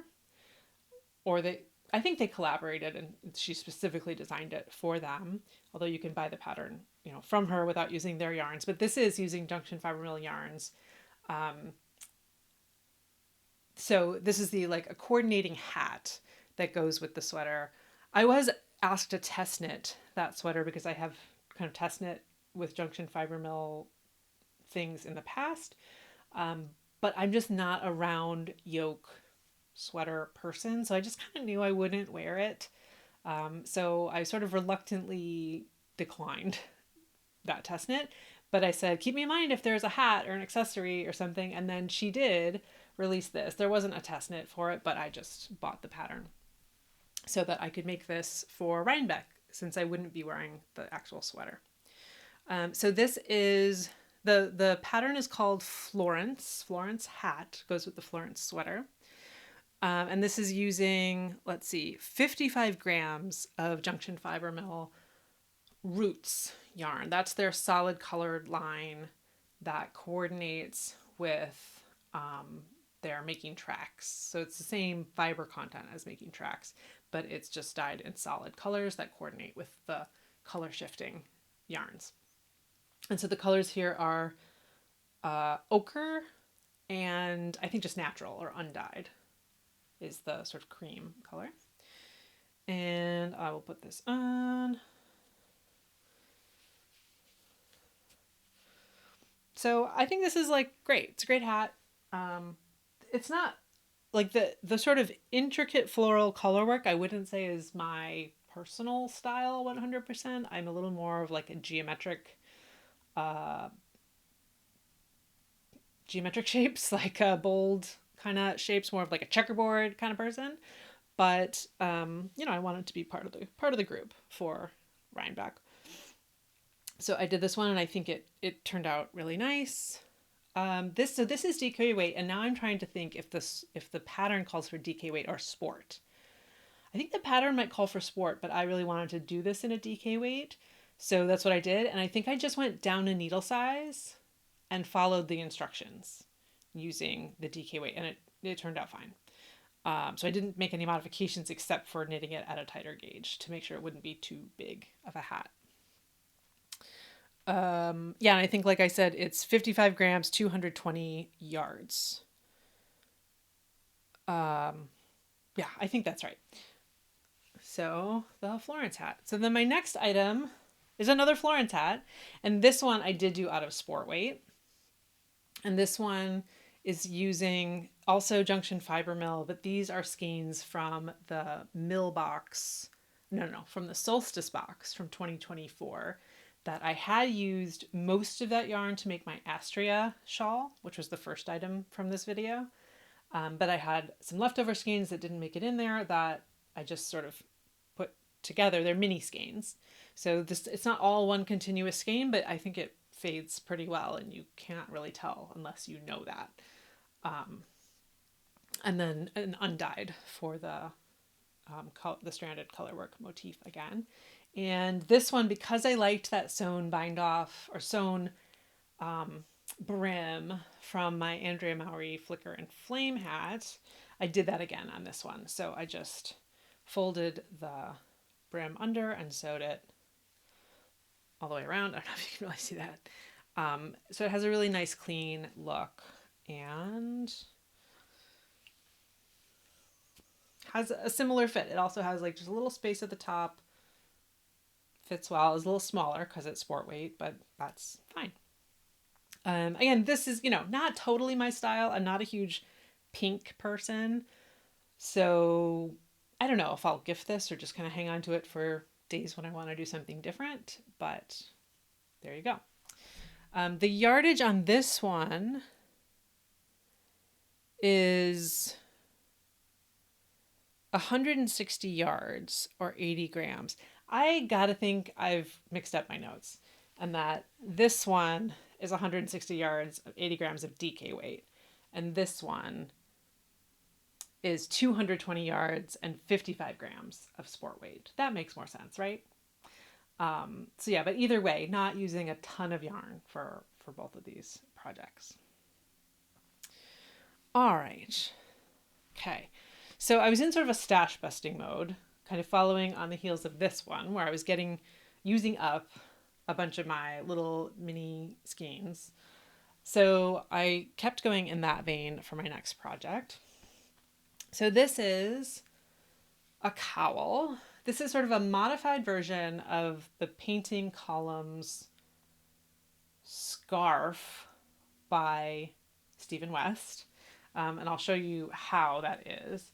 So it's a long scarf that has this sort of slip stitch motif where you use two colors at a time. So I guess you could call it mosaic knitting, I guess. But I did it not that long. I started it with just a long tail cast on, and then I knit until I got it to a length where it would wrap around to make sort of a cowl circumference. So you could use this as just like a tall single layer cowl. I'll talk about the yarn in a second. But first I'll just show you how I could wear this. So it could work like that. That is way too floppy for me. I would not wear it. Not really the vibe. So another option would have been to sort of sew it up as a tube and make it more of a tubular cowl, but I don't know. I just thought it would be more versatile if I just sort of folded it in half instead of making it a tube. And then it becomes kind of like a tubular cowl, but it's like it's versatile. You could change it and make it different ways if you wanted. You could tuck it in. So yeah, I think it turned out really well. The yarn I used was a whole set of minis from an advent from Grenoy Fiber Company from a couple of years ago now. I think it was like the bioluminescence advent. And I just still had a bunch of the colors that were like greens and a little bit of blues and browns and a little bit of really dark greens that almost look black. So I just sort of at random paired them up to make these stripes. And the stripes are mostly the same width, but I just kind of like knit until I ran out of each little mini ball. So this was a total of 980 yards or 225 grams of fingering weight, but I believe the pattern is DK weight. So I held each ball double with itself, just they were wound into little cakes, and I knit from both ends of the cake to achieve the DK weight. And it busted a lot of scraps. So this is a superwash sock yarn, which is something I used to knit with a lot. I'm doing a lot less of because I'm finding somehow superwash yarn is now kind of itchier to me than regular wool yarn. And again, I think maybe it's because I'm just expecting something different from it. It could be that this particular advent set was a little bit over treated or something. It's just the yarn feels a little bit rough, and I will say the Grenoy full skeins I have bought do not feel that way. They have a nicer, soft, super washy kind of feel to them.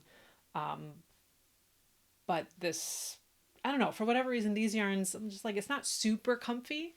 And so if it's not going to be like natural wool, then is it worth the not super comfiness? I don't know. But I think it looks pretty good. So again, this is something I would love to gift to someone, but they would have to have kind of a specific style. Like this is like very much my style of that sort of graphic pops of color. So I don't know. I'll see what I will decide to do with this, but I will just kind of keep it on hand as a pretty object for the time being. All right, and now I just have two more hats to talk about in Q3 before we move on to Q4. And they are the Mochi Beanie. I have to beat my dead horse again and say that this is a much brighter, prettier chartreuse color in person than it is showing up on camera. But I will unfold it for you so you can see. So this hat is knit. So the designer is Jean-Philippe Cliche or Atelier Cliche. I've knit a bunch of his patterns before. He does really cool hat patterns, most of which I think are knit sideways. So they're not knit brim to crown or crown down. They are, you do a provisional cast on. Let's see if I can figure out where mine was. Here. And then you knit around using short rows to shape the hat. And then that gives you a really nice I-cord edge around the brim. And then you fold it to get the length that you want. And so I used a skein of Junction Fiber Mill DK making tracks to get a really nice gradient. The samples on this one are solid color, but I just thought the gradient might look nice, and I do think it worked out pretty well. And fortunately, where the seam is, it's not that obvious, I don't think. It just kind of works. So more details about this one. It used about 100 grams. So again, like almost a full skein of the DK weight yarn, which is 200 yards. I did, I can't remember what size I did, but I do definitely want to make this hat again using a smaller needle size and maybe opting for a shorter length, so that, because this brim is really wide, which is okay, but it's like more of a like a winter hat look, which would make sense if I lived in a winter climate, but I don't. So it almost looks a little over bundled, even though I would absolutely wear it on a cool day and appreciate it. But I think when I make it again, I'm going to just cast on fewer stitches so that the brim, the whole thing ends up shorter, and therefore the brim is a little shorter and more compact. I mean, I could wear it like that now, but then it's a little elfy, which is a look that people might like, but just not quite what I'm into right now. So yeah, I loved knitting this hat. It took like a day, maybe 2 days, because of the color changing is so motivating, and it's a thick gauge, and it's just a pretty easy pattern to memorize once you understand where the short row turns are going to come, because it's pretty, consistent throughout the sections of the hat. So yeah, love this pattern. Mochi Beanie. I will make it again in 2026. I am fairly certain. All right, and then the last hat from Q3. This is the Ribellation hat, or Ribellation Beanie, or maybe it's just called Ribellation. It's by Anne Gagnon. It's a free pattern. It's a very simple 1x1 rib hat with fairly simple decreases, kind of a nice 4-way crown there. I knit this in Knitting for Olive Heavy Merino, which I had also knitted a scarf in earlier in the year, which I had said was a little too rough to wear next to skin, but not too rough for a hat. Hats like don't bother me if they're a little rough. Mohair hats I can find a little too itchy, but for the most part I can tolerate almost anything in a hat. So I'll put this on. It's just like kind of a perfect fisherman's beanie look. I love the red. It's very like Team Zissou from the Life Aquatic. The color is pomegranate in that Knitting for Olive Heavy Merino. And I think this turned out really successfully. I actually am wearing it inside out. The way I just liked the way the decreases looked better on the wrong side. They look fine on the right side. But, it's always kind of hard to get that slip knit looking as tight as the knit together. Even though I have used the Patty Lyons hack, it doesn't work for me. I think it looks worse. So I must be executing that incorrectly somehow. But fortunately, the back side or the underside, inside of the hat look super neat to me. So I wear it like that. I would like to knit this pattern again because it was super straightforward, super quick. I find that this hat, it's perfect if I'm not too chilly because it's loose. So it's not very snug against my head. I would like to go down a needle size or 2 or 3 to see what happens with like just a tiny bit snugger of a hat, but I would stay with the worsted weight yarn for that. So this used just 60 grams of worsted weight, or 165 yards. And that is it for Q3. So I will be back very soon to talk about the last knits of the year. And then we will wrap up with our trivia reveal as we do. It is time to talk about everything that I knit in Q4 of 2025. So this will be the last set of objects, and I think we're heading toward a total of about 45, give or take. We'll see. Okay, so as you will have noticed, I am wearing different things, and these are both completed in Q4, both the hat and the sweater I am wearing, and they were my first 2 items of Q4. Appropriately enough. So first was this hat, which is a Musselburgh by Isolde Teague. And this is made entirely of scraps from my stash. I'll take it off to give you a little bit better look. So My 10-year-old has decided that the only colors they like anymore are black and red. So I decided to dive into my stash and just find some colors I had, or some yarns I had on hand to make them a Musselburgh. And I sort of played with the stripes on this so that there's one side that's a little more black heavy. And so, I don't know, some of the scraps here are left over from like Sophie shawls I've made. I don't even remember.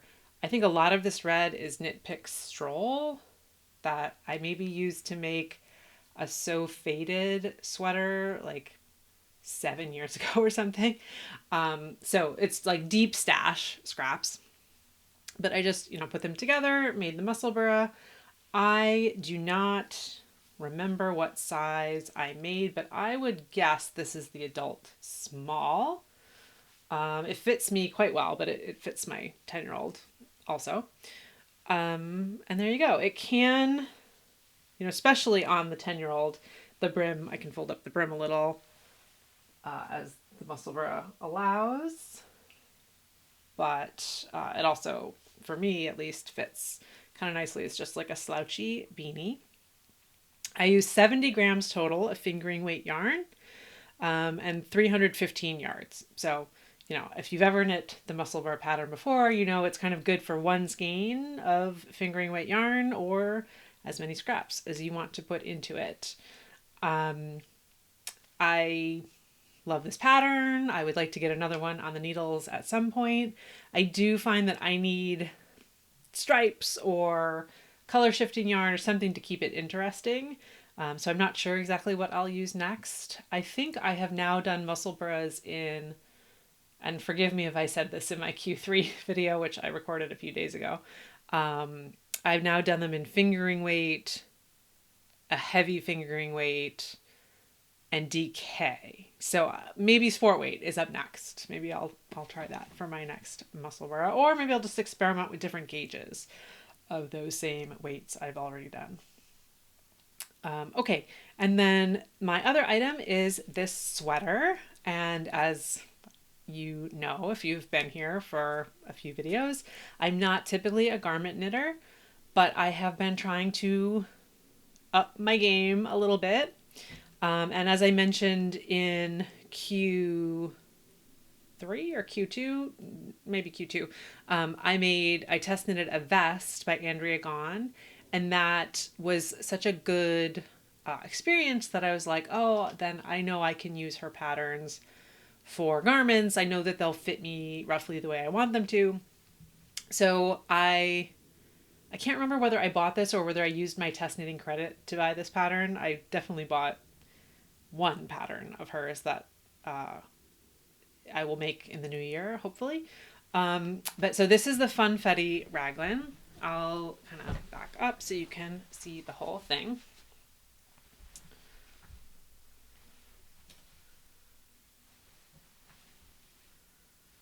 So this, I would say, kind of fits perfectly. It's exactly the look I'm going for. It's a little bit cropped, but not super cropped. It sort of hits at just above the hips. And I went for like a bracelet length sleeve, which is what I want because I wear a watch and I didn't like sleeves touching my hands or in my way. And I would normally roll up sweater sleeves. So this is like the perfect length for me. I used Westwool from Stephen and Penelope for the yarn. All yarn I have had in my stash for years. I really stocked up on it. I think at some point in the past when it went on sale, I got several skeins and I really got a lot of skeins of this cardamom color. So I had definitely sufficient quantity to make a sweater. So this is a DK weight sweater. So I held all the yarns double because this is Westwool Bicycle, the fingering weight yarn. Some of these little contrasts are Westwool Tandem, which is the DK weight. But there's really kind of no difference. You can't tell the difference between the true DK weight and the fingering held double because it's the same yarn, same composition, fiber composition, which is a non-superwash Now I'm not totally sure of exactly the wool. I don't know if it's merino. I do think like the new formulation of Westwool might be merino, but this is maybe, I don't even want to say. I'm not totally sure, but it's not superwash wool. And so I used one main color here and then 3 contrasting colors for the Funfetti, which are created using stranded color work. So this is a thick sweater. It's, as you can see, raglan construction. It has some short row shaping at the neck. It's just a ribbed collar, nothing really special. You do cast on at the collar and then knit down. You can use any kind of scraps. This stripe pattern is not dictated in the actual knitting pattern. This is kind of the quantities I had and the way I wanted to arrange them. The contrast here is a very dark green. It almost looks black on camera, but it's not. And then like a lichen green and a very light peach that almost reads as white on camera. What else can I say about this? I used about 515 grams of yarn, which with the fingering weight held double turned out to be about 2,000 yards. So it was a decent stash buster. This was my Rhinebeck sweater this year. So if you ran into me at Rhinebeck or saw me, you might have seen this already. And I just love it. I really love the Westwool in terms of the level of itchiness. I am a bit sensitive to wool. I am trying to up my tolerance. But it has like a sweatshirt feel that's just like a little slightly pokey, but if it's cold, it's perfect. Today in Los Angeles, it's not super cold, so I can definitely feel the wool, but it's not upsetting to me. I could keep it on. And I've really been enjoying wearing this as sort of a fall layer, and I will definitely be wearing it in the winter as well. And like I said, I love the construction. I think everything about the pattern was good. And so I do have another Andrea Gaughan pattern in my queue ready to go for 2026, which I will talk about hopefully in a video in the not too distant future. All right, now the next item I made is another hat. I have lots of hats this quarter. So I'm going to switch this one out for that one. We'll take this off. So this is the 2x2 hat by Anne Gagnon. I think this is a pretty popular pattern. It is a free pattern. It looks similar to a lot of other 2x2 beanies, but it has like nice decreases, I think. It's knit brim to crown with worsted weight wool. And I used knit picks. Oh dear. High Desert worsted, which is their, I think, like totally sustainable yarn and all American made, which I really liked the idea of. And I saw some other YouTubers using it. I'm pretty sure that Amy of Knee Knits used the sport weight for her traveler sweater, and I really liked how that looked, and I wish I could get the color that she used, which was I think Ponderosa green. But that was not on sale at Knit Picks, and I got this in a sale, which is usually what I try to do with Knit Picks is, they're going to have a sale, so I wait it out until the sale comes and then buy the yarn that I'm interested in trying.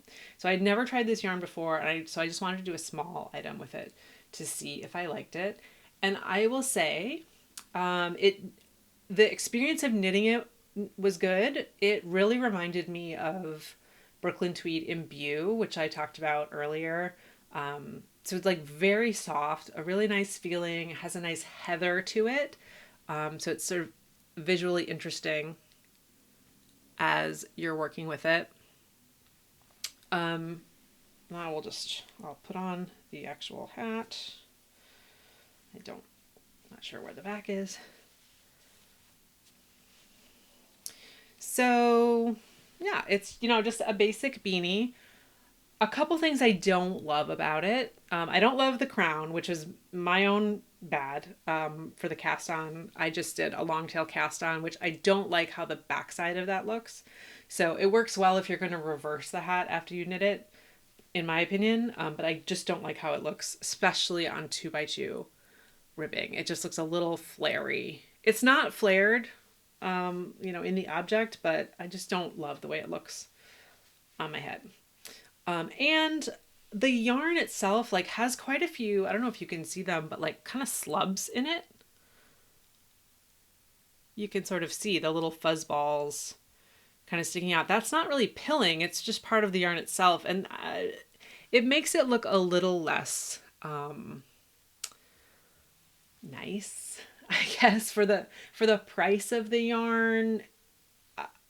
I would want it to look just a little more polished, I guess. I mean, it's not really a really bad thing. I think it's fine in some applications, but it just, because there are other alternatives to this kind of yarn, I'm not sure I would buy this again unless I got it on sale. And I am curious to try the sport weight, and it could be just this color or just this batch or something. But I'm not like totally in love with it. So yeah, so because I was not totally in love with the cast on, the way that ended up looking, and the yarn, I gifted this to my 7-year-old who likes it very much. So it's perfect for him. And I have so many beanies that one more doesn't really make a difference to me. So I'm happy to gift them as they go. Okay, so this took a total of 68 grams or 155 yards. So, you know, it's also a little bit short, which is, again, totally my doing. I'm sure I adjusted the pattern to be shorter because I didn't want a super thick brim or wide brim. And so it did turn out kind of better for a child. All right, my next item is one of my favorites of the year. It is another Andrea Mowry tip to tip shawl. It is the Jaunty, which was kind of a recently released pattern, maybe in September, August. And so I will show, this is mine. It is done in half fisherman's rib, again, tip to tip, shallow triangle, my favorite shape of shawl, the easiest to wear. And the yarn I used for this, I held 2 yarns double. I kind of think that color shifting yarn can look just slightly gaudy sometimes on its own. So I marled it to sort of subdue the colors. And so the color shifting here is the Shopplevall Zauberball Crazy in the sort of greenish brown colorway. I had, I think, just over a full skein. Yeah, I think just over a full skein. I don't think it was just under a full skein, but whatever it wasn't just like one ball of it. And so I did the method of just knitting until I got halfway through the weight that I had, or almost halfway through, and then started my decreases at that point. So I don't think I particularly used the stitch counts or the row counts in the pattern, but I just kind of used the recipe. And here's the back side of the fisherman's rib. You know, on camera, it's not going to look that distinct, I don't think. But the yarn I marled with it is Knitting for Olive Merino in dark ochre, which was in my stash. Both of these were just like have been in my stash for years. Both, I think, bought at Stephen and Penelope at some point in the past. Ordered from Stephen and Penelope. I have never been in person, sadly. But you know, I knew I had the right amounts to pair these together, and I love this shawl. I loved knitting it even more than I love wearing it, because I love the color shifting, and this was my first time doing half fisherman's rib, and I really enjoyed the way that Andrea Mowry has you knit it, which I think is different designers explain the stitch in different ways, I think, or have you execute it in different ways according to their patterns, at least I think, based on having done a couple of different patterns at this point. But I really like the way this one was written. And it's just perfect. The only thing that keeps it from being like total top tier knit for me is it's slightly itchy. And I think that comes down to the Shapoval, which is a superwash sock yarn. And so it's not totally soft. It's not as soft as the Knitting for Olive Merino. And so it's just the slightest bit prickly. So it's not a super cozy wear. It is warm. And when it's cold temperatures, this will be totally perfect. But yeah, I love it. I very rarely feel like I'm sad for a knit to be over because I usually am like ready to think about the next thing. But this one, I enjoyed knitting it every step of the way. And so I am thinking about casting on another one. I will probably sort of informally join the Jaunty knit along or make along, spin along, whatever it is. But I haven't decided what yarn I want to use. It's quite a conundrum for me. So maybe in a future video when I talk about my 2026 makes, I will ask for your input on which yarn from my stash I should tap into for my next Jaunty. But for now, this one I think is quite successful and very happy with it. It used a total of 223 grams or about 1,100 yards. And the length is just about right. I talked, I think, a little bit ago about the ideal length for a shawl like this and my other Andrea Mowry shawls. This one, it's almost exactly my wingspan here. So I guess that would put it at about a little over 5 feet. It's probably about 6 feet. And it could stand for like a couple more inches, but I think it's totally fine. This one does grow a lot in the blocking because of the fisherman's rib or the half fisherman's rib. So it's a little bit hard to like plan out how long you want it to be because unless you know exactly how much that yarn is going to grow and the specific combinations of yarn that I used, I really couldn't predict. But I think it ended up just about right. All right, moving on to my next finished object. That would be the Ole Hat or Ole Hat, Ola. I don't know how it's pronounced, but it's spelled O-L-E. And this is by Suzanne Mueller. And this one is also, I think, considered half fisherman's rib.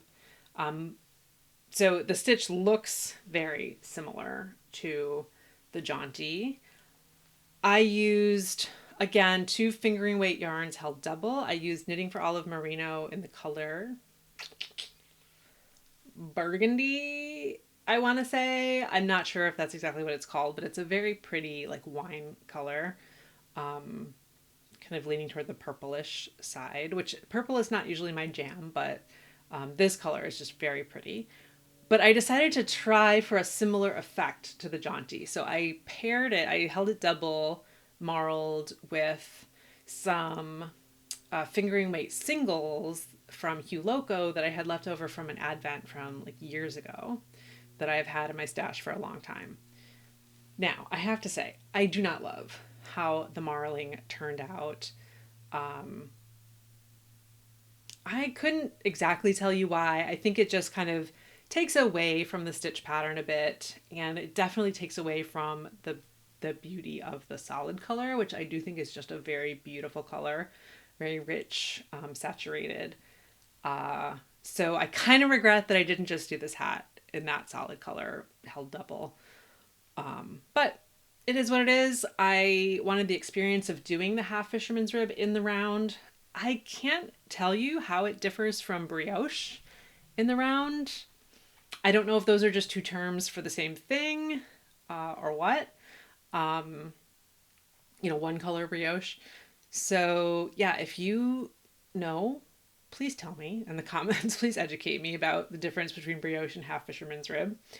I understand how flat it is done differently, but in the round, I'm not totally sure whether there's an actual difference there. So I'll put this on. I do think the hat, the actual pattern is good, very good.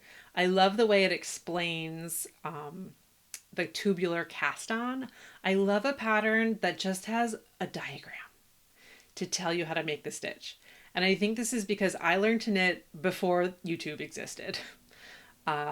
So I'm used to learning from a book, from Stitch and Bitch, from just like a picture of what the stitch is supposed to look like, and like a little schematic that shows you like how your hand is supposed to move with the needles. So I love that that is part of that Ole Hat pattern. And I go back to that whenever I need to do that kind of cast on. So I really enjoy that. I do think the cast on here is great. I like the way it's knit sort of, the brim is knit sort of in reverse, half fisherman's rib, so that when you fold it up, it matches the stitch here. So I think that's great. That's, I think, kind of similar to the Harlow flip, but that's 2-color brioche, which is an Andrea Mowry pattern. I haven't made that one. I think the fit on this is great. I reduced the length just by a couple of centimeters so that it would fit more like a beanie and not have such a wide brim, and it turned out perfect here. What else can I say about it? The total grams was 93 grams or 425 yards.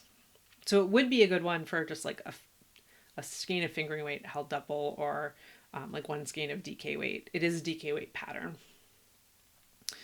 So I'm happy with the hat. Like the pattern, don't love the way the marling turned out. But you know, maybe I'll gift this to someone who might appreciate it. I don't know. All right, next item is kind of a fun one, kind of a different one. So this is a little mini shawl. This is called the Shima Shawl. And the designer is Beatrice Masa, M-A-S-E. I'm not totally sure how that's pronounced. There is also a full-sized version of this, like a full shawl. And I bought both patterns thinking I would like to make both. But I made the mini shawl for a specific reason that I will tell you about in a second. And so this is made, it's also knit tip to tip. You start, I think you start down here with just the one color, your main color. And then you eventually add in intarsia and some increases.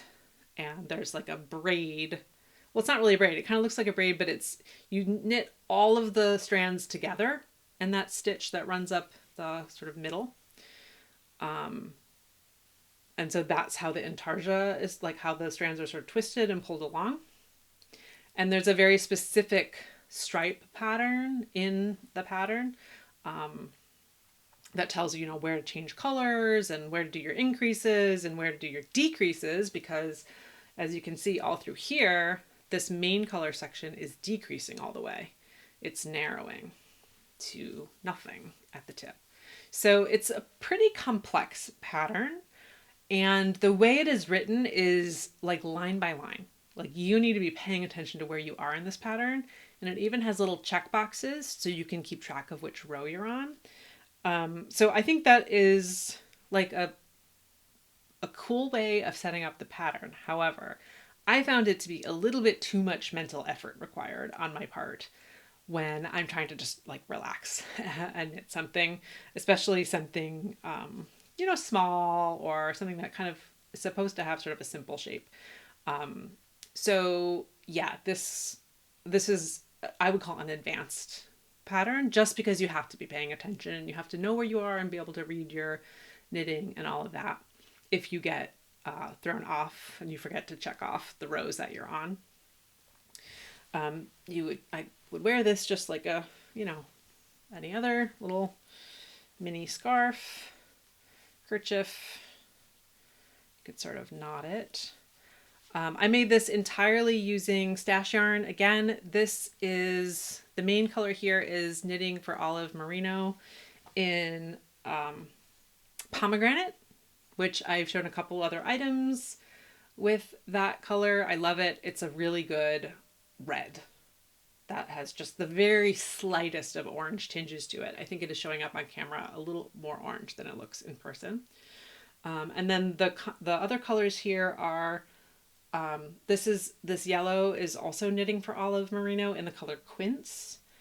that I ordered online, and when it arrived, it's just not my thing, really. A little less green than I was looking for.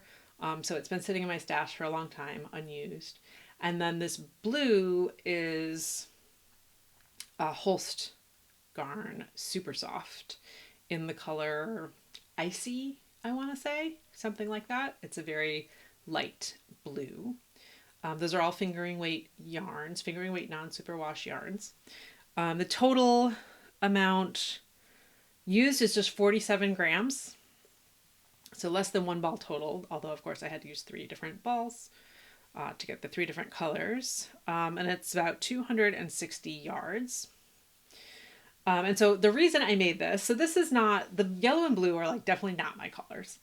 The reason I made this was that when my book came out this year, over here, that you can see up here, the blue one, I had a little contest where for anyone who helped me promote the book or posted a review of it or shared it online when it came out, you could win a knitted item made by me to match any book cover you wanted. And so the person who ended up winning it was actually a former client of mine. I'm a developmental editor and publishing advisor for scholarly authors. So I had actually worked with her on her book a few years ago. And so she chose to have me knit something for her based on the cover of her book. And she has no idea what I made. I don't know if she watches this channel, so I don't know if she will see this, but I will be mailing this off to her very soon. But so this is her book. I'll show you the cover. So it's called Dress for Freedom, The Fashionable Politics of American Feminism by Ina Vervinovich Fox. And it has this great photo on the cover. And so it's about kind of, I think it mostly spans the 20th century and the way that feminist activists in the United States have used fashion as an arena to express their politics and to sort of, resist the patriarchy. And so this image on the cover is, these 2 women, kind of stylish women in these swimsuits, and there's a man measuring to see if the swimsuits are a acceptable length from their knees. And so I thought, okay, if I'm going to make a knitted item to match this cover or to coordinate with the cover, it's got to be that swimsuit in the middle, right? So hopefully it's not reflecting too much. So you can see it's got this sort of rich red color with yellow and a very pale blue stripes. And so I dove into my stash, and that is where I came up with this. So I think it matches pretty well. And I hope that this author will be happy to receive this item. And I kind of love that coincidentally it was somebody who writes about fashion and textiles and all of that stuff who won the contest. And so I know that she will really appreciate this. So this will be going off in the mail very soon. All right, my next item is another hat. So let's take this one off. So this is a beanie that I made using a skein of yarn I picked up at Rhinebeck this year. Well, not at Rhinebeck, but when I was there for Rhinebeck. So this hat is the If You Knit You Know hat by Pearl Soho. So very recently released. It's a stockinette hat with a sewn brim. And the pattern also suggests or tells you to embroider, knitting related sayings. I think things like SSK or K2TOG. So the idea is if you knit, you know what those things mean. And if you don't knit, you probably don't know what they mean. But I didn't really care about the embroidery. I just wanted to make a stockinette hat to show off this yarn. So it's a little dim in my office here, but hopefully you can see it. So this is the yarn Kingston by Jill Draper Make Stuff. And it's a DK weight woolen spun hand dyed, well, I think it's hand dyed, yarn. It's a really beautiful heather here. And I have been trying to get a really good primary blue heathered yarn. woolen spun with like the primary colored flecks in it. And so this is like sort of there. It ended up being a little more purple than I was personally looking for, but that's okay. I think Kelborn Woolens might have like a lucky tweed in the blue that I'm thinking of, which is Aran weight. So not exactly as useful to me as like a DK, but so if you know of a woolen spun heathered yarn that's a very good primary blue with primary colored flecks in it, please tell me in the comments. I will add it to my wish list. I also bought many other skeins of this yarn in different colors because I like the yarn itself, although this color is not exactly for me, as it turns out. Where was I going with this? So this used about 75 grams or 180 yards, and it's knit up quite tightly. I can't remember if the pattern itself calls for DK weight yarn, but I just kind of figured it would work, and it works okay. I think I made a smaller size, like smaller size than I normally would, because what happened was I cast it on using just like the adult measurements or stitch count, and it just seemed really big. It seemed like way too many stitches. So I thought, oh, well, I guess the DK weight is like throwing it off, making it a little bit too big. So then I went down a few sizes, maybe even down a needle size. And then it just turned out a little too small. So that was my bad. I probably should have trusted the process, even though it seemed like there were too many stitches cast on. So it ended up being like quite a snug fitting hat. It has a little space at the top, which is okay. Like, it's fine. There's nothing wrong with it, but it's not exactly how I want my beanies to look. So this one also got gifted to my 7-year-old, who is happy to wear it. So yeah, I don't know if I will make this pattern again. I do like the clean sewn brim, but I don't know if it's a little too much, just like not enough layers, just stockinette. I don't know. And I feel also like the tight gauge I knit this at doesn't do justice to the woolen spun yarn because it doesn't feel very soft. It does feel pretty rustic. I mean, it's a rustic yarn, but I do think it could bloom a bit more and feel softer if I had done it at a looser gauge. Correct me if I'm wrong about that. I'm still kind of getting used to working with woolen spun yarns and figuring out how they behave. So maybe I will do this pattern again to see if I can come up with something I like better, but it was a good learning experience, I think.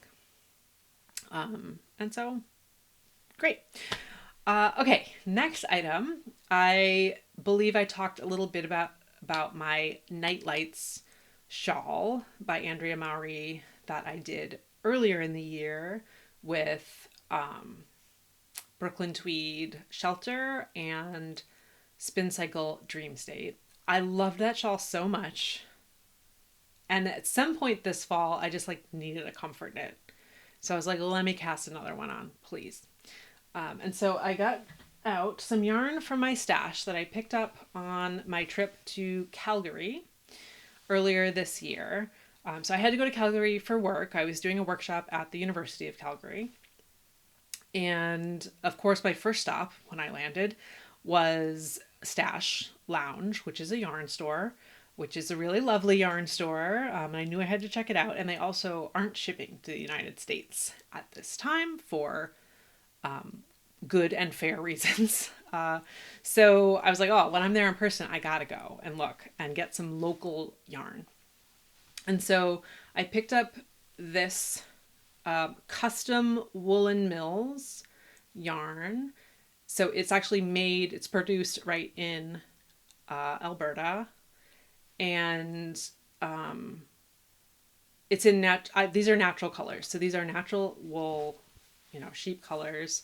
I didn't know what I was going to make with it when I bought it, but I just figured something high contrast would be good. So I got 2 skeins each of the really dark, almost black, but very dark brown, and 2 skeins of the sort of lighter gray natural. And this Nightlights used almost 4 full skeins of this DK weight yarn. And I will put it on. So this fabric is a bit different. It's a lot less drapey. It's a lot thicker and more, structured than my other Nightlights, but I think it's great to have different kinds of shawls for different uses. This is like such a good, just like winter workhorse kind of shawl. The yarn smells so good. It just smells like sheep. It still does, even after blocking. So that's comforting. And it was a really good price.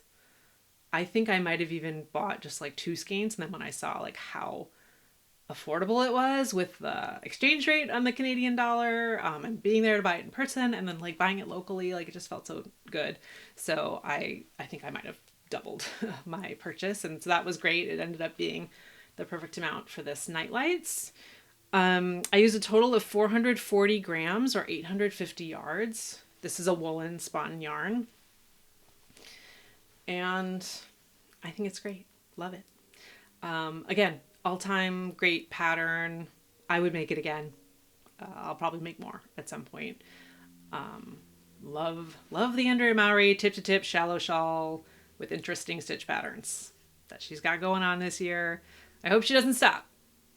I have a feeling she'll eventually have to run out, but I'd love it if she put some of her other stitch motifs into this shape of shawl, like a shift or a traveler.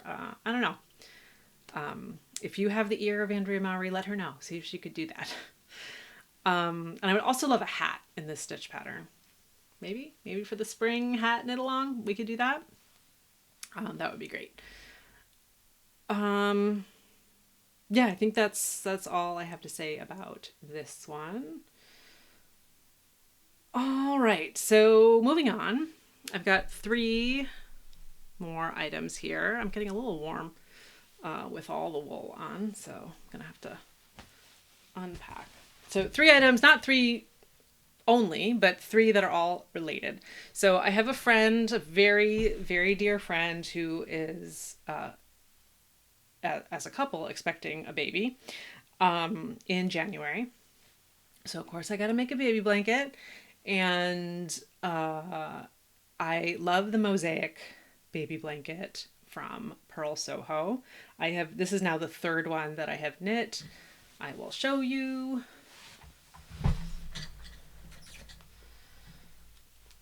So it comes in 3 sizes. I think there's like baby, crib, and maybe small or throw or something. This is the smallest size, but it's quite generous.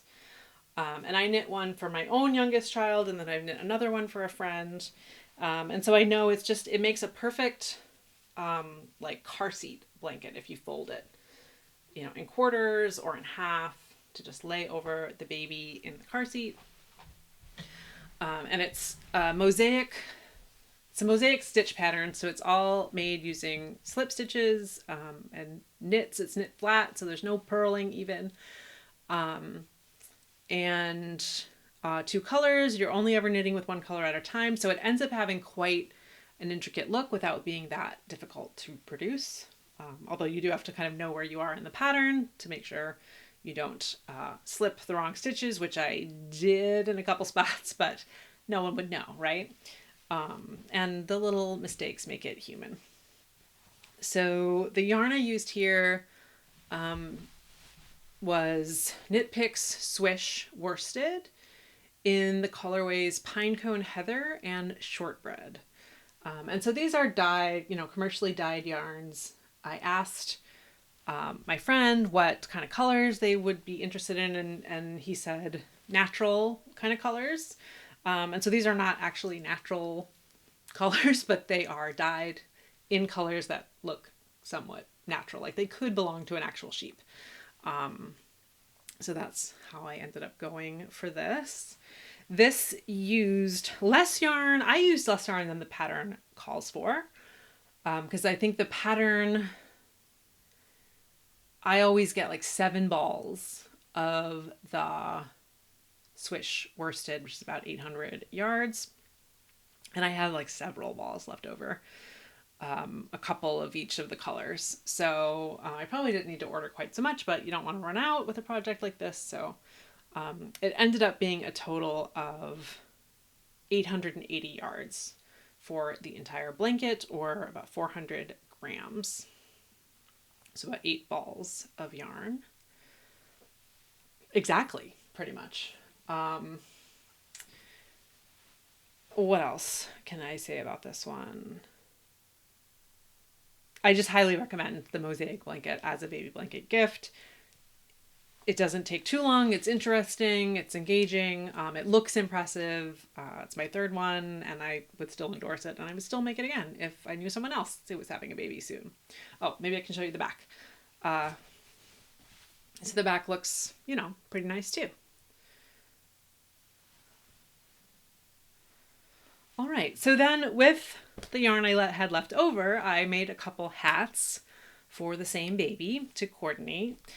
So I started with a classic ribbed hat in the baby size. This is Pearl Soho pattern, also same yarn, swish worsted from Knit Picks in the shortbread color.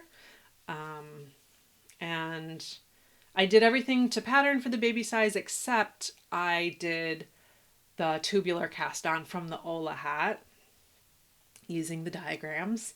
And so I think that I haven't quite mastered the sewing in the end to make the join invisible, because the way you cast it on, you knit a couple rows before you join in the round.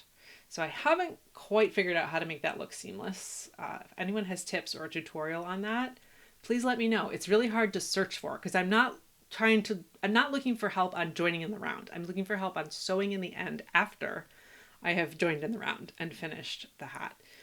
So I haven't been able to find guidance on that. So please let me know if you know. But if you put that in the back, it looks perfect.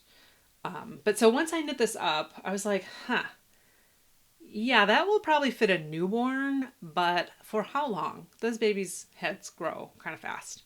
And this baby lives in Michigan, so it's going to be born in January. So it's going to need a hat for several months after it is born. So I thought, okay, I need to make another one. So I used a little bit more of the shortbread yarn and added in the pine cone heather and made I think I actually even made like the teenager size or the youth size. I went up 2 sizes to make sure this would fit, because I also knew it's a 1x1 rib. It's the classic ribbed hat, again, from Pearl Soho. So I knew it would like stretch, but also like suck back in. So it is okay if it's a little on the big side. So I added some stripes on this one. Also had like kind of the same issue with sewing in the end, although this one looks a little bit better. And because it's a 1x1 rib, I didn't even have to worry about the jog because it's hidden in the ribbing. I mean, you can see it a little bit, but do we care for a baby hat? No, we do not. So yeah, this will be a really cute little cozy hat. It will match the other one and the blanket. I considered making hats for the parents as well, but although I think it's cute to like match my baby, I don't know if they would think that's cute. And I also am not sure I have enough yarn at this point after knitting the 2 baby hats with the yarn left over from the blanket. So we're going to call it a day.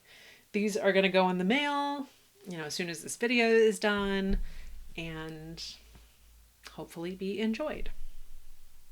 Oh, the yardage on the hats. The little baby hat was 42 grams or 95 yards. That's less than a full ball of the swish worsted, which is 50 grams. So, and that, I think the normal cost of that is maybe $7. I did pay full price for this because I just needed it for the project.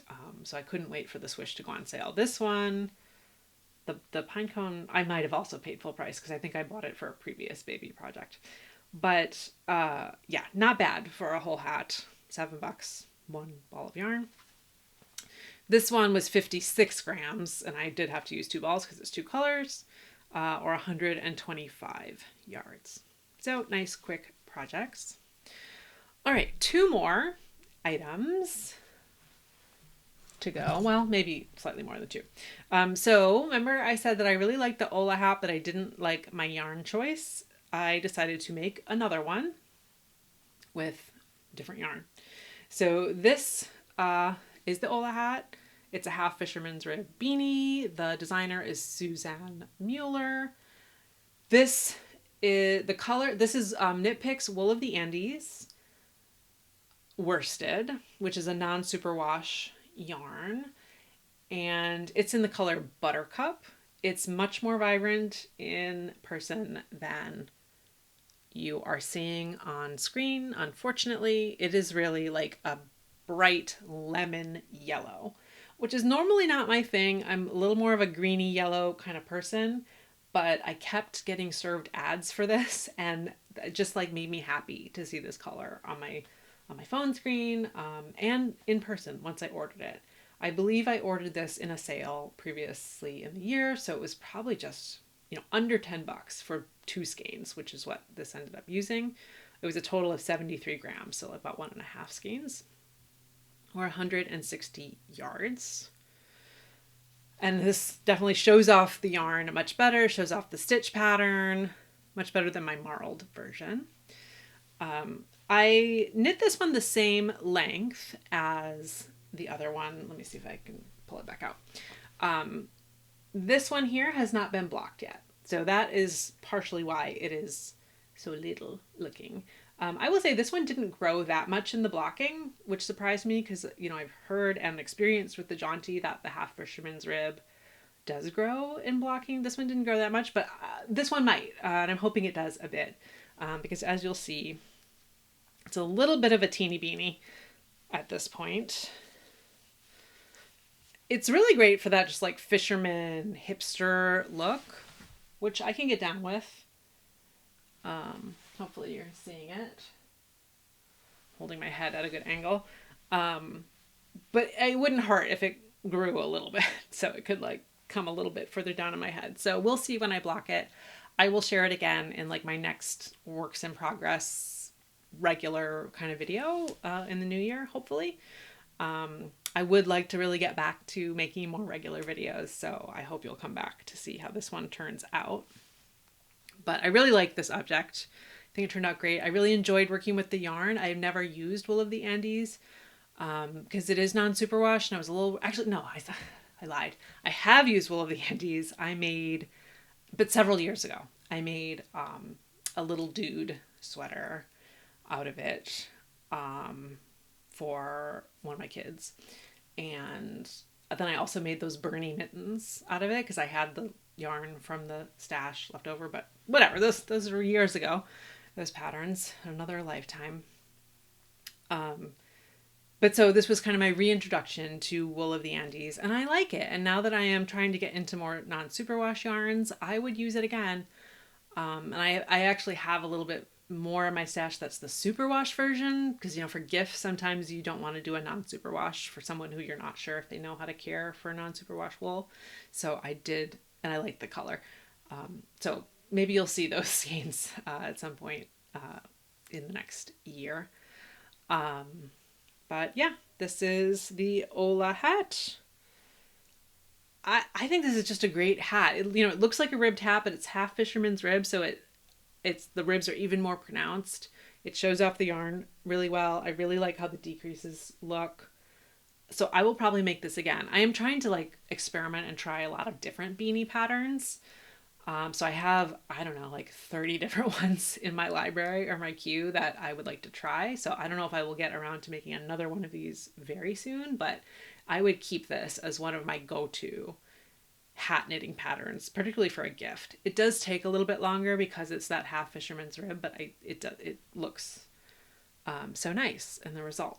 So I'll block it and get back to you, and you can see if it fits better when it is blocked. Did I say the amount? I used 73 grams, so just about 1.5 balls or 160 yards of this. All right, so I have one more object that's actually finished, and it's going to be a Christmas gift for my kid. And it is a mini hot water bottle cover. So I love my hot water bottle. I learned about hot water bottles from watching knitting YouTubers who live in like Europe and who just have like a tradition of hot water bottle use that's not so big here. Certainly not in Los Angeles, but I bought one. I knitted a cover for it. I don't have it next to me, or I showed it to you. But it's just like one of my most prized possessions. I carry it around with me every day once it gets kind of cold, like even mildly cold. So I love my hot water bottle and my hot water bottle cover. And now my kids have started fighting over it and who gets to use it and sit with it. So I decided to make them their own for Christmas. So I ordered 2 little mini hot water bottles, and you can like figure out how to do this probably, but my brain was not working. And I was watching another YouTuber who, their name escapes me now, but they said like, yeah, you can figure out the pattern, or you could just like pay $6 to an indie designer and not have to do the math. And you'll be doing everyone some good, right? So like I immediately impulse bought the Maxine pattern from Laura Penrose. I don't love that color work. It's just not, that motif is just not my style. But I was like, she's done the math already. She knows that will work for a mini water bottle, because that pattern includes both a full-size water bottle and a mini cover. So I downloaded it, cast it on. I ended up casting on with worsted weight acrylic yarn, which is not at all what the pattern calls for. It calls for DK wool. But like I said, my 10-year-old loves the color black now, and I knew that they would only want a black one. And I did have some black acrylic in my deep, deep, deep stash. So I did have to end up modifying the pattern a little bit to reduce the number of stitches cast on to fit the water bottle, given that the gauge, the grist of this yarn is just a lot thicker. But that was easy enough to figure out once I had already sort of cast it on. I actually cast on according to the pattern, saw that it wasn't fitting, but then that was perfect for figuring out my gauge. And then I could just figure out the exact number of stitches I needed to have it fit. So now this fits perfectly. I didn't do the color work. I just knit it straight, and then I knit a little neck on it. I think I actually just followed the instructions for the decrease. Like I did the same number of decreases. And there you go. So the only other item I still expect to finish in 2025, but it's not finished yet, is another one of these for my other kid, because you cannot give one kid something that you are not giving both. So that one is not finished yet, but I have a work in progress in my new Mabel bag that I got at Rhinebeck, which is not for this video. Maybe I'll talk about my Rhinebeck purchases in another video. This one is already way too long. But so I have a second mini hot water bottle that I bought, and also using stash yarn. This is Cascade Wave yarn. 2 skeins, or 2 different balls here. I think it's called Wave.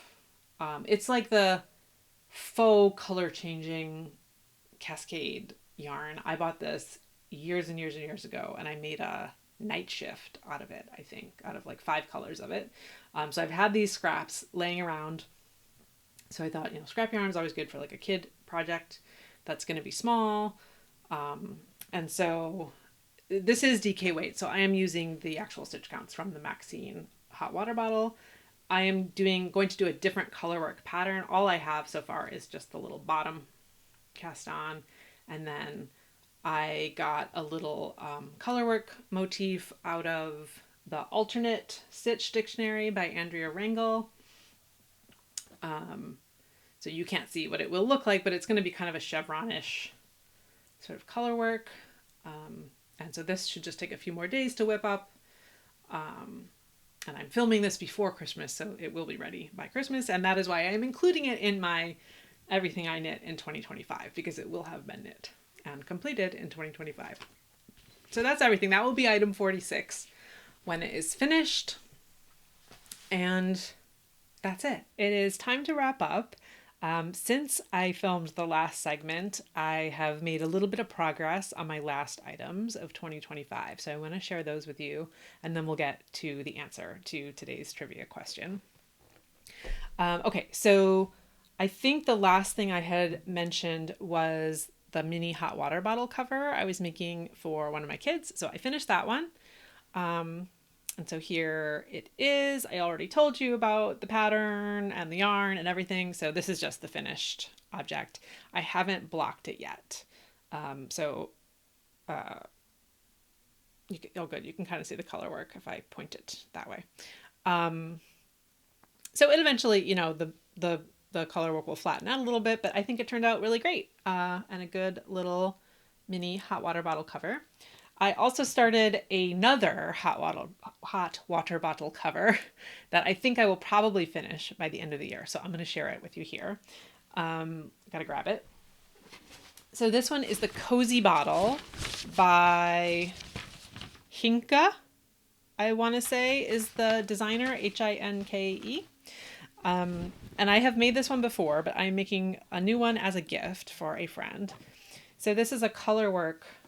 This is a full-size hot water bottle cover, and the pattern is free, which I love, and it comes with 2 color work charts. I made the other chart on my last version of this, so this is the new one. So you can see I'm just a little bit of the way through, but I'll show you the yarn that I'm using. I am using La Bien-Aimée Merino Aran. This pattern calls for Aran weight yarn. This is the sort of main solid color. I think this is called RGO, which I'm now realizing I think stands for really good orange. To me, this reads as red. This is just like a vivid red. I have this problem with orangey reds where they look red to me. And hopefully this looks red to the recipient because she told me she wanted something red. So hopefully she doesn't see this as orange and think I really got it wrong. So there's this one. And then the dark color is this. It's like a very dark teal, kind of the same color, very similar color to my wall color. And this, I just don't know the colorway off the top of my head. Emmeline is the colorway. And then the lighter contrast color is here. And this is Lichen. Doesn't look very lichen-y to me. Usually lichen yarns are a lot more yellow, I would say, but fine. It's a pretty color. It's a very pale teal, I would call it. Or not really an aqua, but maybe. And then there's little contrast dots. I don't know if you can see them they don't show up too well on the camera because they are the color that my camera hates, which is the cocoa colorway that I made a skinny scarf in earlier in the year. That's a very bright chartreuse, which is not showing up on camera. So I bought this yarn years ago to make, I think, like a slumber cowl by Stephen West, which I never made.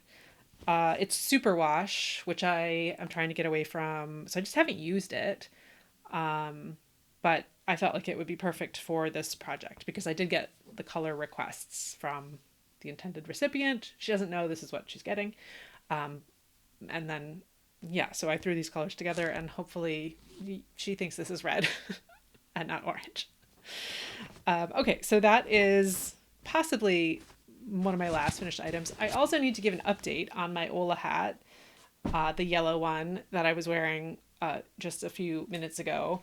I realized why it was so small. It's because I misread the pattern. So the pattern differentiates between the brim and the body of the hat. And so when it said the measurement to knit the body to, that was not counting the measurement of the brim. And I had not realized that, even though it was my second time making the hat. So the body was way too short because I had included the measurement of the brim in it. So I ended up unraveling the top of the hat because I love this yarn. I love the hat color. It's much more bright in person again than it's showing up. And I wanted to make the best use of the yarn, and I didn't want to waste everything about it on a hat that was too small. So I very carefully just unwove the ends and put a lifeline in with a much smaller needle before the decreases happened, and then I just reknit it. So you can kind of see where it was blocked and then where I had to reknit it. It's not blocked there. So I've just finally gotten back to where the increases are supposed to happen. So there we are, and this is going to fit much better, and I'm going to love it. And I am going to finish this before the end of the year because I only have the crown left to go. So just wanted to share those updates before we wrap up everything I knit in 2025. And then the last thing to do is answer the trivia question that I posed at the beginning of the video. So as a reminder, since it's been a couple hours at this point for you, and maybe you watch this video over multiple days, the trivia question came from this book, The Wonder of Wool. And the question was, which country has the greatest variety of sheep breeds of any country in the world? And the answer is Britain. So this book is about British sheep breeds. And so if you know what the book's about, you would have probably guessed the answer to the question. But if you didn't, hopefully you made an educated guess anyway, or did some research to find the answer. So I'll just read you a little small passage from the book to tell you a little more about that. So the authors say on page 18, Britain has a greater variety of sheep than any other country, possibly due to its varying terrain, which is pretty interesting. They don't say it's interesting. I was just editorializing. Each breed has adapted to its unique environment. Romneys thrive in damp marshes, while black-faced mountain sheep survive on thistles and lower-grade grasses. With our climate changing, we don't know which specific characteristics will be needed in the future, so it's essential we ensure that these breeds and their genetic diversity are protected. And I would say that's probably the thesis of this book. And sorry, I'm putting on my editor hat here. I think the purpose of this book really is to talk about all the different sheep breeds in Britain and their genetic diversity because they hold value to have that variety.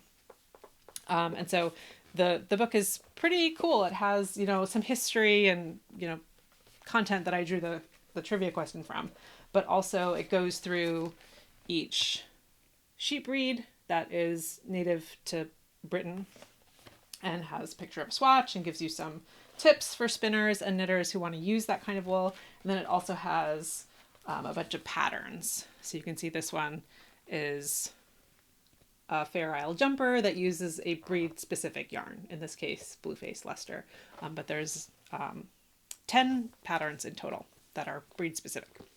So yeah, cool book.